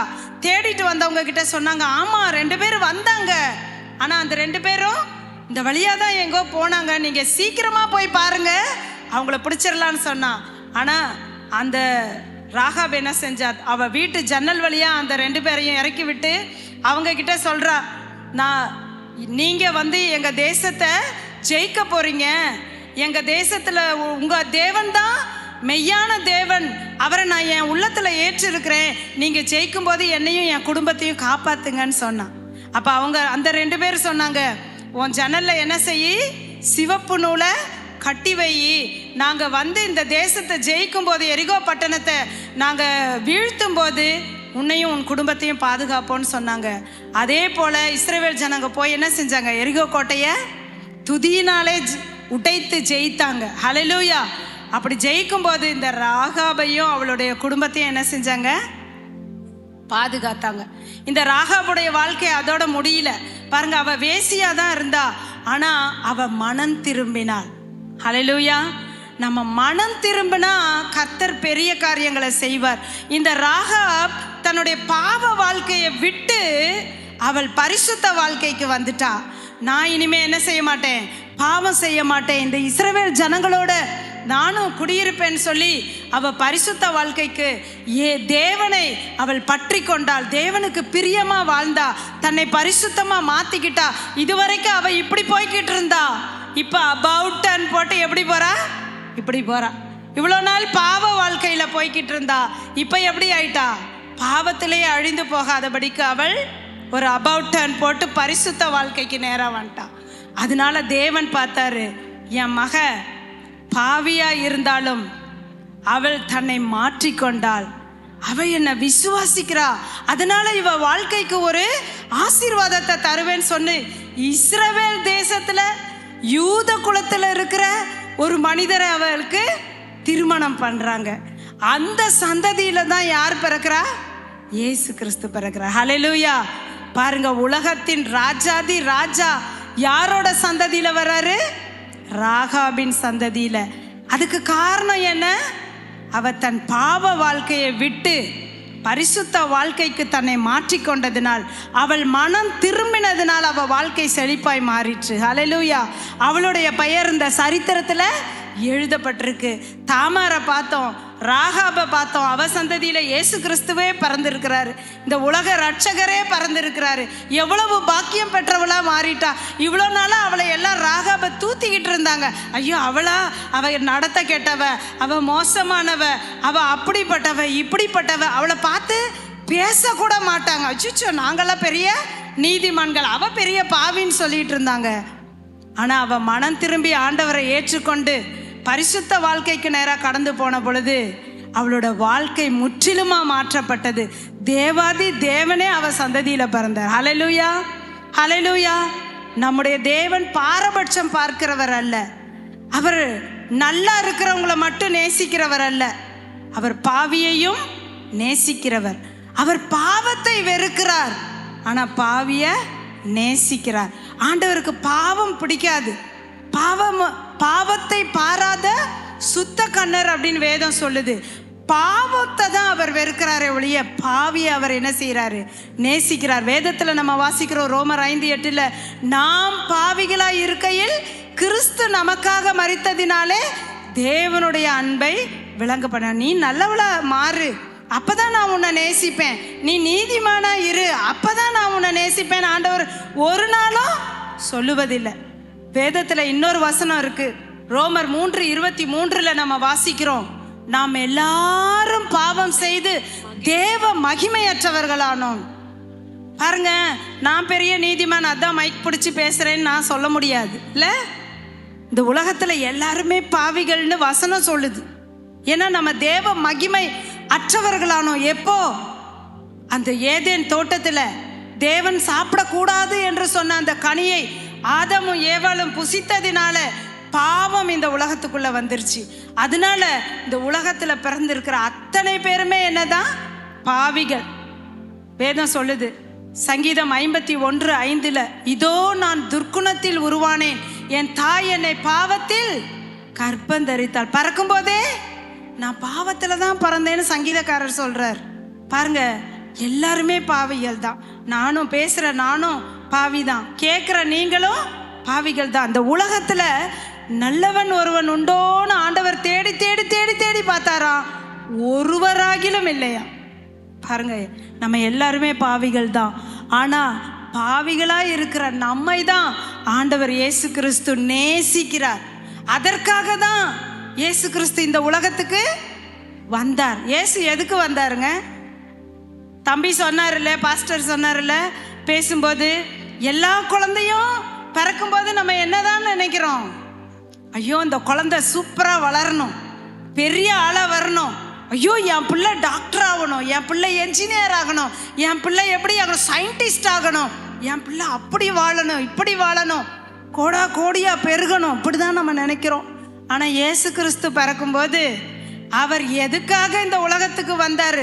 தேவாதி தேவன், சர்வத்தையும் சிருஷ்டித்த கர்த்தர், சிருஷ்டிகர்த்தர், வானத்தையும் பூமியையும் உண்டாக்கினவர், சூரிய சந்திர நட்சத்திரங்களை உண்டாக்கினவர், உங்களையும் என்னையும் சிருஷ்டித்தவர். அவர் எப்படி வராரா? பாலகனாய், குழந்தையாய் இந்த பூமிக்கு வராராம். எதுக்காக வராரு?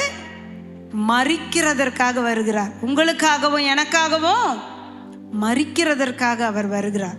யாராவது சாகிறதுக்காக பிறப்பாங்களா? பிறக்க மாட்டாங்க. நான் கூட ஹாஸ்பிட்டலில் நான் ஒரு நர்ஸாக பணிபுரிந்துட்டு இருந்தேன். மெட்டர்னிட்டி தான் என்னுடைய ஃபீல்டு.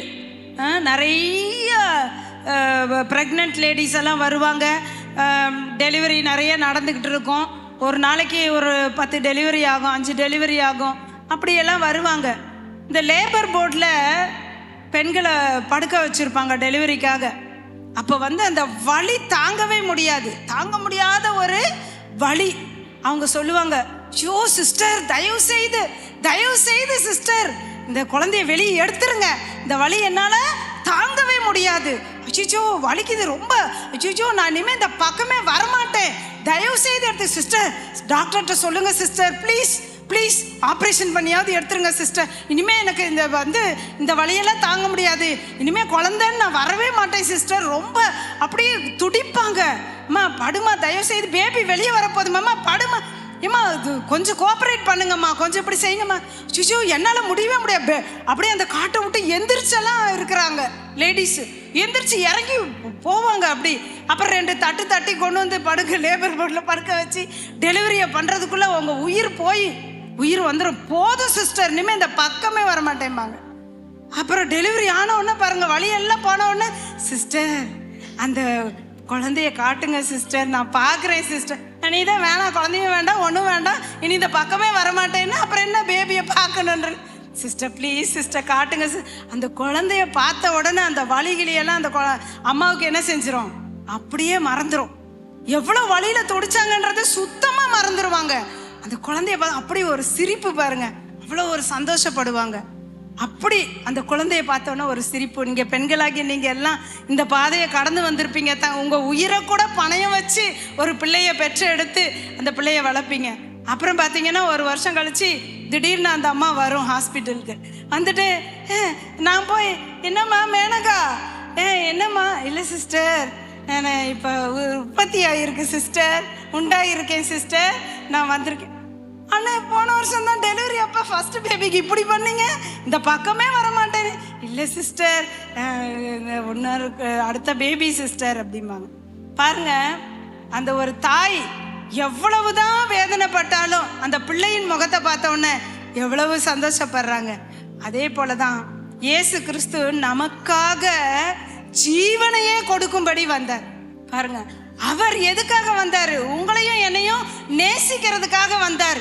எவ்வளவோ வலி வேதனைகள், நம்ம எப்படி இந்த லேபர் போர்டில் பாடுபடுறோமோ அதை விட பெரிய பாடு இயேசு கிறிஸ்து அந்தரத்தில் தொங்குறார், சிலுவையில் தொங்குறாரு. எதுக்காக?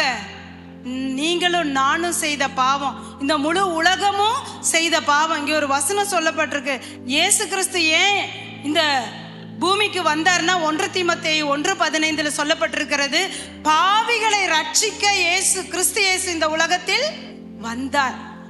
நிறைய பேர் சொல்லுவாங்க, நான் ஒரு நாள் ஒரு கேப்ல போய்கிட்டு இருக்கும்போது இந்த மாதிரி ஆட்டோவில் கேப்ல எல்லாம் போனால் கொஞ்சம் சுவிசேஷம் சொல்லணும் அப்படின்னு நினைப்பேன். அவங்களுக்கு எப்படியா ஆண்டவரை பற்றி சொல்லணும். அப்போ அந்த டிரைவர்கிட்ட நான் இறங்குற கொஞ்சம் நேரம் தான் இருக்குதுன்னு தெரிஞ்சுது. சரி, இவருக்கு எப்படியாவது ஆண்டவரோட அன்பை பற்றி சொல்லணும். அப்பா, இயேசு கிறிஸ்து உங்களுக்காக உங்களை ரொம்ப நேசிக்கிறாரு, உங்களுக்காக தான் கல்வாரி சிலுவையில் ரத்தம் சிந்தினாரு, அவர் உங்களுக்கு பாவ மன்னிப்பை கொடுப்பாரு, நீங்க நித்திய ஜீவன், உங்களுக்கு ஒரு முடிவில்லாத வாழ்க்கையை தருவாரு அப்படின்னு சொல்லி சொன்னேன். அப்ப அந்த டிரைவர் எல்லாம் கேட்டுட்டு சொன்னாரு, ஆமாம்மா உங்க ஆண்டவர் அவர் பாருங்க அத்தனை பேர் அடிச்சாங்க, அவர் தன்னைதான் அவர் காப்பாத்திக்கவே இல்லை அப்படின்னு சொன்னாரு. அவரை காப்பாத்திக்க அவராலேயே முடியலன்னு சொன்னாரு. அவரை காப்பாத்தி இருந்தா நம்ம நிலைமை இன்னைக்கு என்னவாயிருக்கும்? ரட்சிப்பு கிடைச்சிருக்குமா? நித்திய வாழ்க்கை நமக்கு கிடைச்சிருக்குமா? பாவ மன்னிப்பு கிடைக்காது.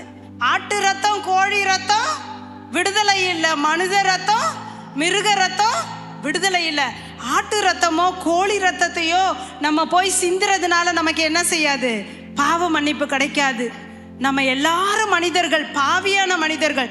நமக்காக பரிசுத்த தேவனே மனிதனாக அவதாரம் எடுத்து இந்த பூமிக்கு நம்முடைய பாவத்தை அவர் சிலுவையின் மேல் சுமந்தார். அல்லேலூயா. நம்ம பட வேண்டிய பாடுகளை அவர் பட்டார். அவர் சிலுவையில போட்டு அடிச்சாங்க. அவரை போட்டு அவருடைய முதுகுல அப்படியே சாட்டையை வச்சு கிழிச்சாங்க. அப்படி பாலமா அப்படி ஏறு உழுத மாதிரி அவரோட முதுகு. ஒன்று குறைய 40 அடிகள் அடிச்சாங்களாம். ஒன்று குறைய அப்ப எத்தனை அடி? 39 அடிகளை சாட்டையை வச்சு அடிச்சாங்க, ஈட்டியை வச்சு குத்துனாங்க. ஏன்னா 39 அடிக்கு மேல அடிச்சா ஒரு மனுஷன் செத்து போயிடும். ஏன்னா அந்த 39 அடியிலேயே ரத்தமெல்லாம் என்ன செஞ்சிடும்? சிந்திரும். ஜீவனு ஒரு தாய் ஒரு பிள்ளையை பெற்றெடுக்க அவ்வளவு வேதனையை அனுபவித்து அந்த பிள்ளை பெற்றவுடன் எப்படி மகிழுகிறாளோ, அது போல இயேசு கிறிஸ்து உங்களுக்காகவும் எனக்காகவும் தன்னுடைய ஜீவனை கொடுத்து ரத்தம் சிந்தி அடி வாங்கி ஈட்டியால குத்தப்பட்டு முட்கிரீடம் சூட்டப்பட்டு சிலுவையில தொங்குனார். வானத்துக்கும் பூமிக்கும் இடையில தொங்குனார். ஏன் தெரியுமா? உங்களையும் என்னையும் தேவாதி தேவனிடத்துல கொண்டு சேர்க்கும்படியாக, அவரோடு உறவு கொள்ளும்படியாக, நித்திய காலமா வாழும்படியாக தேவன் ஆண்டவராகிய இயேசு கிறிஸ்துவை இந்த பூமிக்கு அனுப்பினார். பாவிகளை ரட்சிக்க கிறிஸ்து இயேசு இந்த உலகத்தில் வந்தார். ரட்சிப்புனா என்னங்க? ரட்சிப்புனா என்ன? ஐயோ ரட்சிப்பு என்னமோ இந்த கிறிஸ்தவங்க ரட்சிப்புன்னு சொல்லிட்டுக்கிறாங்க. அப்படின்னா என்ன ஏங்க? ரட்சிப்புனா என்னங்க அப்படி கேட்பாங்க. சில பேருக்கு தெரியாது இல்ல. ரட்சிப்புனா என்ன தெரியுமா? ரட்சிப்புங்கிறது ஒரு பெரிய ஆபத்திலிருந்து காப்பாற்றப்படுதல். என்ன ஆபத்து? ஒரு குட்டி பிள்ளை, ஒரு சின்ன பையன் வச்சுக்கோங்களேன், விளையாடிக்கிட்டு இருக்கான், ஓடி ஆடி விளையாடிக்கிட்டு இருக்கான். அங்க பாத்தீங்கன்னா பெரிய நெருப்பு எரிஞ்சிட்டு இருக்குது. அது ஒரு காடு, வைக்கோல் எல்லாம் வச்சு ஒரு பெரிய போர் வச்சிருக்காங்க. அங்க திடீர்னு எப்படியோ தீ பத்திருச்சு. அங்க அப்படியே எரியுது தக தக தகதுன்னு. ஒரு 2 வயசு 1 வயசு குழந்தைக்கு அந்த நெருப்பை பத்தி ஏதாவது தெரியுமா? அது சுடுன்னு தெரியுமா? தெரியாது. அந்த குழந்தை என்ன செய்யுது? அந்த நெருப்பை பார்த்து குடு குடு குடு குடு குடுன்னு ஓடுது. அங்க சுத்தி நிக்கிற ஜனங்கள்லாம், ஹே இங்க வா, ஓடாத, அந்த பக்கம் போகாத, நெருப்பு அது உன்னை சுட்டுரும், அது ரொம்ப டேஞ்சரஸ், இங்க வாப்பா கூப்பிடுறாங்க. யாரும் கூப்பிட்டா அந்த குழந்தைய காது கேட்கல. அது இன்னும் பக்கமா நெருப்பு பக்கத்துல போய்கிட்டு இருக்குது. தூரத்துல ஒருத்தர் பாக்குறாரு, எல்லாரும் கூப்பிடுறாங்க, அந்த குழந்தைய போய் யாரும் தூக்கல. ஆனா தூரத்துல ஒருத்தர் பார்த்துட்டாரு. யாரு? அவங்க அப்பா பார்த்துட்டாரு.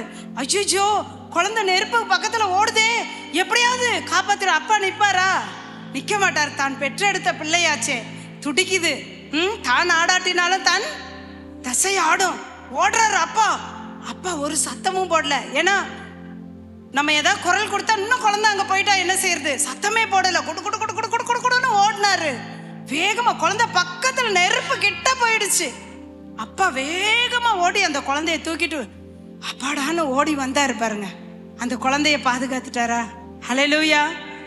அதே தாங்க இந்த சங்கதி. கிறிஸ்து பிறந்தது எதுக்கு? அந்த குழந்தைய எப்படி அப்பா அந்த அழிந்து போகிற நெருப்புல இருந்து பாதுகாத்தாரோ, அப்படிப்பட்ட ஒரு அழிவு நரகம் ஒன்று இருக்கு.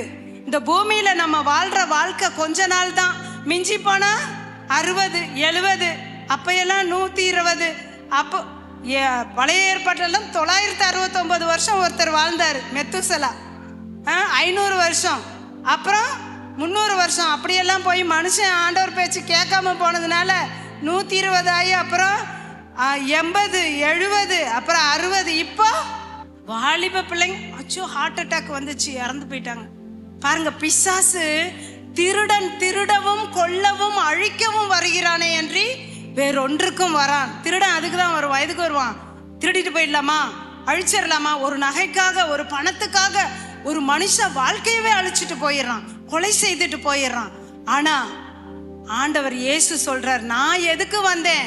நானோ அவைகளுக்கு பரிபூரண ஜீவன் உண்டாயிருக்க வந்தேன். ஹல்லேலூயா. இந்த பூமியில வாழ்ற வாழ்க்கை ஒரு வாழ்க்கை தாங்க. எப்பேற்பட்டவங்களா இருந்தாலும் சரி, அது பிரதம மந்திரியா இருந்தாலும் சரி, முதன்மை மந்திரியா இருந்தாலும் சரி, எவ்வளவு பெரிய அரசாங்க உத்தியோகத்துல நம்ம இருந்தாலும் சரி, டாக்டரா இருந்தாலும் சரி, யாரும் காப்பாற்ற முடியாது. ஹல்லேலூயா. ஹாஸ்பிட்டல்ல ஐசியூல நான் வேலை பார்த்துருக்குறேன். அங்கே வேலை பார்க்கும்போது பார்த்தீங்கன்னா பேஷண்ட்டுக்கு மூக்கில் ஒரு டியூபு, அப்புறம் யூரின் போகிறதுக்கு ஒரு டியூபு, அப்புறம் முதுகில் ஒரு டியூபு, எல்லா டியூபு போட்டு, அப்புறம் இந்த ஐசியூவில் படுக்கும்போது இசிஜிக்கு ஒரு மிஷினு, அப்புறம் பல்ஸ் ஆக்சிமீட்டர் எல்லாத்தையும் போட்டு கனெக்ட் பண்ணி வச்சுருப்போம். சில நேரங்களில் ஐசியூவில் இருக்க பேஷண்ட் ரொம்ப மோசமான நிலையில் இருப்பாங்க. டாக்டர்ஸ் வருவாங்க, சிஸ்டர் இந்த ஊசியை போடுங்க, அந்த ஊசியை போடுங்க, அதை பண்ணுங்க, இதை பண்ணுங்க. ஐயோ பேஷண்ட் உயிர் போக போகுது, ஏதாவது சிபிஆர்னு சொல்லுவாங்க, அப்படி போட்டு அமுக்கி உயிரை வர வைக்கிறதுக்கு அதெல்லாம் எல்லாம் பண்ணுவாங்க. அதுலேயும் ஒன்றும் ஆகலைன்னா என்ன செய்வாங்க? எலக்ட்ரிக் ஷாக் கொடுப்பாங்க. அவ்வளோதான், பேஷண்ட் இப்படியே போயிடுச்சு, அவ்வளோதான், உயிர் கண்ணு முன்னாடி போய்கிட்டு இருக்கும், அவ்வளோதான், இனிமேல் ஒன்றும் பண்ண முடியாது. எலக்ட்ரிக் ஷாக் கொடுப்பாங்க. அது கொடுத்து தப்பிச்சு பொழைச்சி வர்றவங்களும் இருக்கிறாங்க. ஆனால் எலக்ட்ரிக் ஷாக் கொடுத்த பிறகும் உயிர் கண்ணு முன்னாடி இனி ஒன்றுமே செய்ய டாக்டர்ஸ் இப்படி பார்த்துக்கிட்டு இருப்பாங்க. அப்போ நான் ஸ்டூடெண்ட் பீரியடில் இருந்தப்ப அப்போ நான் யோசிப்பேன், என்னப்பா டாக்டர் ஏன் இப்படி உட்கார்ந்துருக்காரு? பேஷண்ட் உயிர் போய்கிட்டு இருக்குதே, அவர் ஒன்றுமே செய்ய முடியாமல் இப்படி கை கட்டி உட்கார்ந்துருக்காரு. டாக்டர், என்ன டாக்டர் அந்த பேஷண்ட்டுக்கு ஏதாவது செய்ய முடியுமா? டாக்டர், இல்லை சிஸ்டர், செய்ய வேண்டியதெல்லாம் செஞ்சு முடிச்சிட்டோம், ஆனால் இந்த பேஷண்ட்டுக்கு இதுக்கு மேலே ஒன்றும் செய்ய முடியாது, கடவுள் தான் காப்பாற்றணும். ஏன்? நமக்கு மனிதனுக்கு ஜீவனை தந்தவர் யாரு? ஆண்டவர். ஹல்லேலூயா. இயேசு கிறிஸ்து. நம்ம இன்னைக்கு விடுற மூச்சே இயேசுன்னு தான் விட்டுட்டு இருக்கிறோம். ஆனால் அநேகருக்கு அது தெரியல. அவருடைய சுவாசத்தை ஊதுனதுனால தான் நம்ம இன்னைக்கு ஜீவனுள்ள மனுஷியா அந்த உலகத்தில் நடமாடிட்டு இருக்கோம். அந்த சுவாசத்தை அவர் எடுத்துட்டாருன்னு வச்சுக்கோங்க, அவ்வளவுதான் நம்ம வாழ்க்கை. அதுக்கு பின்னால நம்ம எங்க போவோம்? Where will we go? இன்னைக்கு நான் மரித்தால் நான் பரலோகம் போவேன்ற நிச்சயம் எனக்கு இருக்கு. அந்த இயேசுவை என் உள்ளத்துல ஏற்றுக்கொண்டிருக்கேன். ஏசப்பா, என் பாவங்களை மன்னிங்க.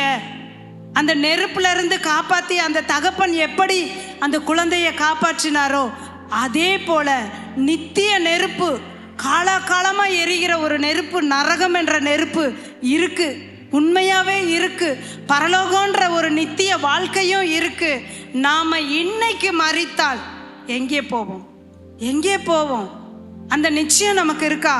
நான் இன்னைக்கு மரித்தா நான் ஏசப்பா நான் உம்மிடத்துல வந்துருவேன்ப்பா அப்படின்னு நம்ம சொல்ற அந்த நம்பிக்கை, அந்த நிச்சயம் நமக்கு இருக்கா? இன்னைக்கு உங்களை மாதிரி நிறைய பேரண்ட்ஸ் டியூஷன்லாம் நடத்திட்டு இருப்பேன். எங்கள் வீட்டுக்கு 100 பிள்ளைங்க தினம் வருவாங்க. ஸோ அவங்களுக்கு பேரண்ட்ஸு, அந்த பேரண்ட்ஸுக்கும் ஒரு மீட்டிங் வைப்போம். ஏன்னா பிள்ளைங்க எப்படி படிக்கிறாங்க என்ன அதை பற்றி விசாரிக்க பேரண்ட்ஸும் வருவாங்க. ஸோ அவங்களும் இதெல்லாம் மீட்டிங்கெல்லாம் முடிச்சுட்டு ஏதோ பாட்டு பாடி ஜெபம் பண்ணுவேன், எல்லாம் முடிச்சுட்டு போயிடுவாங்க. ஸோ ஒரு நாள் ஒரு பாட்டி, அந்த அப்பா அம்மா வரமாட்டாங்க, பாட்டி தான் வருவாங்க. அந்த பிள்ளைங்க எப்படி படிக்கிறாங்கம்மா, கொஞ்சம் நல்லா சொல்லி கொடுங்கம்மா, நல்லா படிக்கணும். அந்த பிள்ளைங்கெல்லாம் நல்லா படிக்க ஆரம்பிச்சிருச்சு, நல்ல டிசிப்ளினாக இருக்க ஆரம்பிச்சிருச்சு.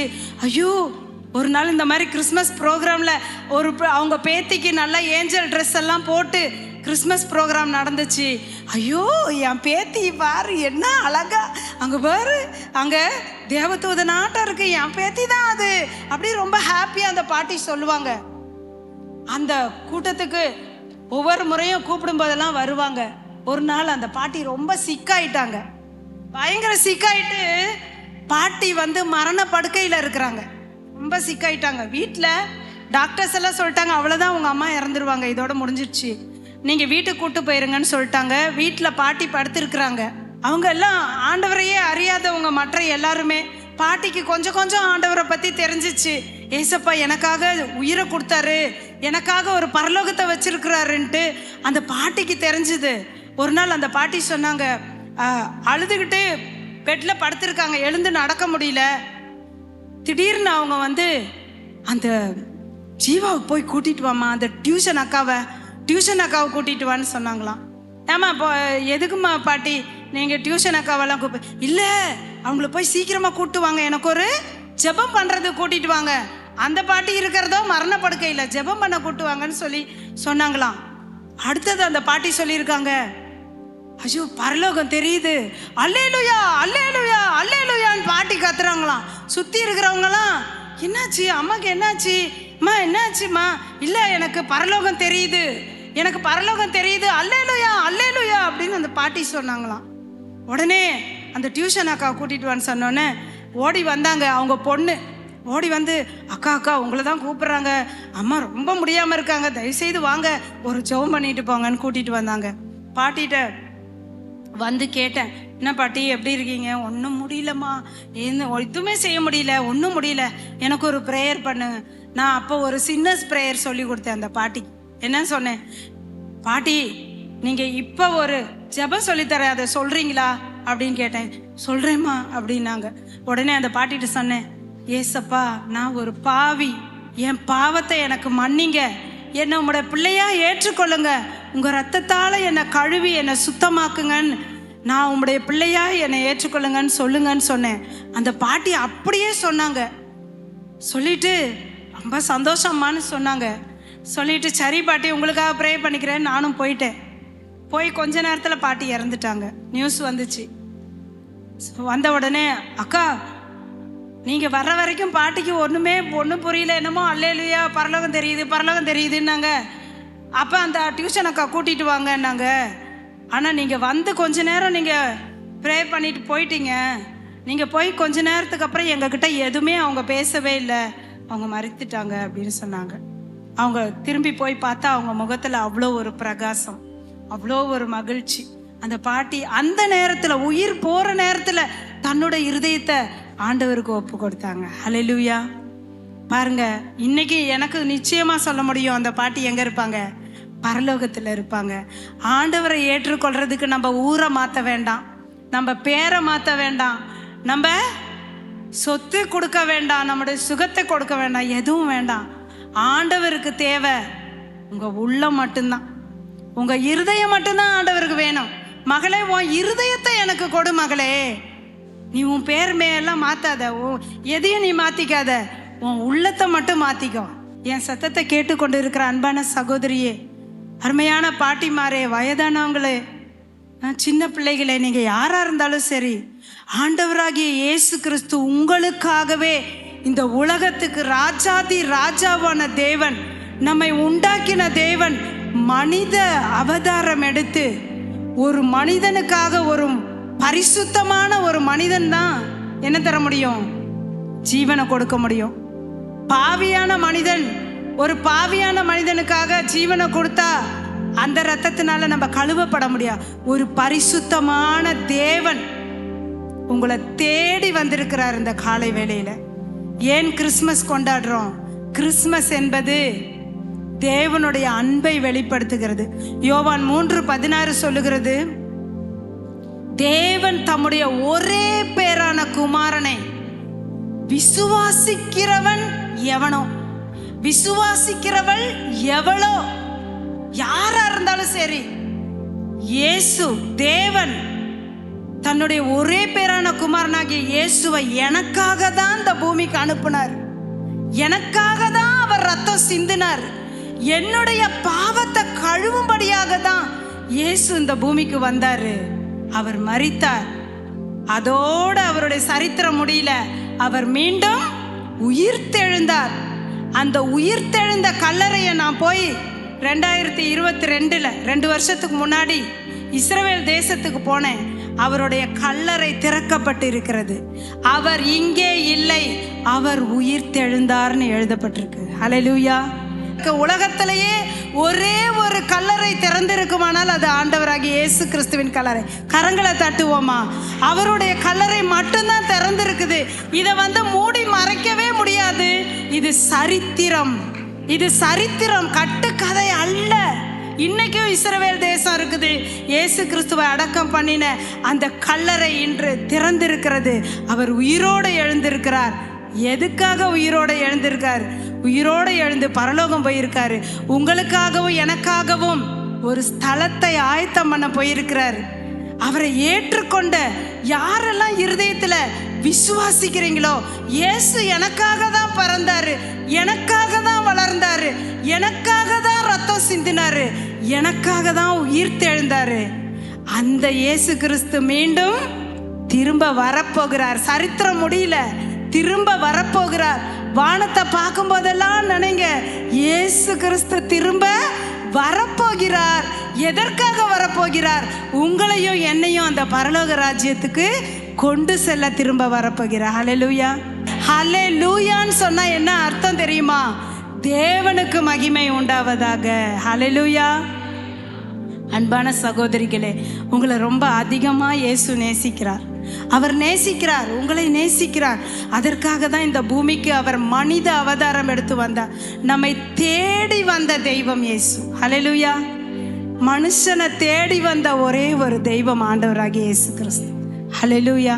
அவர் எந்த அளவுக்கு உங்களை நேசிக்கிறார்னா, ஒரு தாய் தன் பிள்ளையை நேசிக்கிறது போல இயேசு கிறிஸ்து உங்களையும் என்னையும் நேசிக்கிறார். ஏன்னா அவர் தான் நமக்கு யாரு? தகப்பன். எந்த ஒரு தெய்வத்தையும் தகப்பன்னு யாருமே சொல்ல மாட்டாங்க இல்ல, எல்லாரும் பயப்படுவோம்ல. ஆனா இயேசு கிறிஸ்து நமக்கு எப்படி இருக்கிறாரு? தகப்பனை போல இருக்கிறாரு. உங்க வாழ்க்கையில கஷ்டம், போராட்டம், பிரச்சனை, நிந்தனை, அவமானம் என்ன வந்தாலும் சரி, அந்த ஏசப்பாவை நோக்கி பாருங்க. ஆண்டவரே, ஏசப்பா, என்னை நீங்க உண்டாக்கினீங்களே, என்னை கண்ணோக்கி பாருங்கப்பா, என்னை கண்ணோக்கி பாருங்க, என்னை உம்முடைய பிள்ளையா ஏற்றுக்கொள்ளுங்கன்னு சொல்லி நீங்க அவரிடத்துல பேசணும். ஒரு அப்பா கிட்ட பிள்ளை எப்படி பேசுவாங்களோ அதுதாங்க ஏசப்பா கிட்ட நம்ம பேசுறது. உங்க பாஷையில பேசுங்க. நீங்க எப்படி உங்க அப்பா கிட்ட பேசுவீங்களோ அப்படி பேசுங்க. அவர் உங்க சத்தத்தை அவர் கேட்கிற தேவனாய் இருக்கிறார். ஹல்லேலூயா. இன்றைக்கும் ஜீவிக்கிறார். அவர் திரும்ப வரப்போகிறார். அவர் வரும்பொழுது நாமும் அவரோடு கூட அந்த பரலோக ராஜ்யத்துக்கு செல்ல போகிறோம். நித்திய நித்திய நித்திய காலமா நாங்க வாழ போறோம். எத்தனை பேர் நான் நித்திய காலமா இயேசுவோட வாழ போறேன்னு சொல்ல போறீங்க? ஹல்லேலூயா. இயேசுவின் பின்னால வர்றது மதம் மாத்துறது இல்லைங்க. அது மதம் மாற்றம் அல்ல, அது மனம் மாற்றம். ஹல்லேலூயா. நம்ம மனசு தான் ஆண்டவருக்கு வேணும். அவர் உங்கள் உள்ளத்தில் ஏற்றுக்கொள்ளும் பொழுது நிச்சயமாய் அவர் உங்கள் உள்ளத்தில் வாசம் பண்ணுவார். அப்பான்னு கூப்பிட்டு பாருங்க, அவர் தப்பாமல் உங்கள் உள்ளத்தில் வந்துடுவார். ஹல்லேலூயா. இந்த வேளையில் நம்ம அப்படியே கண்களை மூடுவோமா? நம்ம கண்களை மூடி இந்த நல்ல ஒரு தருணத்துக்காக நம்ம ஆண்டவருக்கு நன்றி சொல்ல போகிறோம். ஏசப்பா, நீங்கள் தேவனாக இருந்தால் கூட இந்த பூமியில் ஒரு மனுஷனாக அவதாரம் எடுத்து என் பாவங்களை மன்னிக்கிறதுக்காக கல்வாரி சிலுவையிலே ரத்தம் சிந்தினீரே ஆண்டவரே, அதை நான் விசுவாசிக்கிறேன், நான் நம்புகிறேன். ஆண்டவரே, என் உள்ளத்தில் வாங்க, என் பாவங்களை கழுவுங்க, என்னை பரிசுத்தமாக்குங்கன்னு சொல்லி இந்த வேலையில் யார் கூப்பிடுறீங்களோ அவங்களுக்குள்ள இயேசு உட்பிரவேசிப்பார். வேதத்தில் ஒரு வசனம் இருக்கிறது, வாசற்படியில் நின்று கதவை தட்டுகிறேன், ஒருவன் என் சத்தத்தை கேட்டு உங்க இதய கதவை திறந்தால் நான் உங்களுக்குள்ளே பிரவேசித்து உங்களோடு போஜனம் பண்ணுவேன், உங்களோடு கூட இருப்பேன், உங்கள் வாழ்நாளெல்லாம் நான் உங்களுக்கு துணையா இருப்பேன் என்று இந்த வேளையில கர்த்தர் சொல்லுகிறார். உங்க உள்ளத்துல ஆண்டவர் நிச்சயமாய் பேசியிருப்பார் என்று நான் விசுவாசிக்கிறேன். இந்த நேரத்தில் கூட ஒரு நிமிஷம் நம்ம எல்லாம் அமைதியா இருக்க போறோம். உங்களுக்கு ஒரு தருணம் கொடுக்கிறேன். உங்க இருதயத்துல ஆண்டவரோட பேசுங்க, இயேசுவோட பேசுங்க. இயேசு உங்க சத்தத்தை கேட்கிறதற்கு, உங்க கூக்குரலை கேட்கிறதற்கு அவர் ஆயத்தமா உங்க பக்கத்துல தான் இருக்கார். He is standing beside you. உங்க அருகில உங்க இதய கதவு கிட்ட இயேசு கிறிஸ்து இந்த வேளையில நின்று கொண்டிருக்கிறார். மகளே, எனக்காக உன் இருதயத்தை நீ திறந்து கொடுப்பையா? நான் உனக்குள்ள வர விரும்புகிறேன். நான் உன்னுடைய இருதயத்திலே வாசம் பண்ண விரும்புகிறேன். நான் உனக்கு நித்தியமான வாழ்க்கையை, மரணத்திற்கு பின்பும் ஒரு நித்திய வாழ்வு உண்டு, அந்த பரலோக வாழ்க்கையை நான் உனக்கு கொடுக்க விரும்புகிறேன் மகளே என்று சொல்லி ஆண்டவர் அந்த வேளையில உங்க பக்கத்துல நின்று கதவை தட்டிட்டு இருக்கிறார். உங்க இதய கதவை அவருக்கு திறந்து கொடுப்பீங்களா? எல்லாரும் கண்களை மூடி இருக்கிற அந்த வேளையில உண்மையிலேயே நான் ஆண்டவருக்கு என் உள்ளத்தை திறந்து கொடுக்கிறேன் என்று சொல்றவங்க, உங்க முடிந்தா உங்க கரங்களை மட்டும் இருக்கிற இடத்துல உயர்த்துங்க. உங்க கரங்களை உயர்த்தி, இயேசுவே எனக்குள்ளே வாரும் ஆண்டவரே, என் பாவங்களை மன்னியும் அப்பா, என்னை பரிசுத்தமாக்கும் ஆண்டவரே, என்னை உடைய பிள்ளையாக மாற்றும் அப்பா, என்னை ஆசீர்வதியும் அப்பா, என் குடும்பத்தையும் பிள்ளைகளையும் ஆசீர்வதியும் ஆண்டவரே என்று சொல்லுவோமா? நீங்கள் எப்படியாக ஆண்டவரோட பேசும்போது நிச்சயமா உங்க இதய கதவை திறந்து உள்ளே கூப்பிடும்போது இன்றைக்கு உங்க உள்ளத்துல இயேசு வருவார். அவர் உங்களுக்கு நித்தியமான வாழ்க்கை, மகிழ்ச்சியான வாழ்க்கையை தருவார், உங்களை ஆசீர்வதிப்பார். இந்த வேளையில ஒரு நிமிடம் நீங்களே ஆண்டவரிடத்துல பேசுங்க. ஏசப்பா என் உள்ளத்துல வாரும். ஹல்லேலூயா. Thank you Jesus. இந்த நல்ல வேலைக்காக உமக்கு நன்றி செலுத்துகிறோம் அப்பா. யாரெல்லாம் உள்ளத்திலே உணர்த்தப்பட்டு இந்த வேளையில ஏசப்பா எனக்குள்ள வாரும் என்று கூப்பிட்டார்களோ அவர்கள் உள்ளத்திலே நீர் பிரவேசித்து, அவர்களுடைய வாழ்க்கையிலே நீர் பிரவேசித்து, அவர்களை நீர் ஆசீர்வதிக்கும்படியாய் ஜெபிக்கிறேன் அப்பா. ஆண்டவரே, நீர் அவர்களுடைய குடும்பங்களை ஆசீர்வதியும், கணவர் பிள்ளைகளை ஆசீர்வதியும், அவர்களுடைய எதிர்காலங்களை ஆசீர்வதியும். உங்களுடைய கண்ணீரை துடைத்து அவர்களுக்கு மகிழ்ச்சியான வாழ்க்கையை நீர் தந்திரடும். உங்க பொன்னான கரத்துல ஒப்பு கொடுக்கிறோம். ரட்சகர் இயேசுவின் நாமத்தில் ஜெபம் கேளும் பிதாவே. ஆமென்.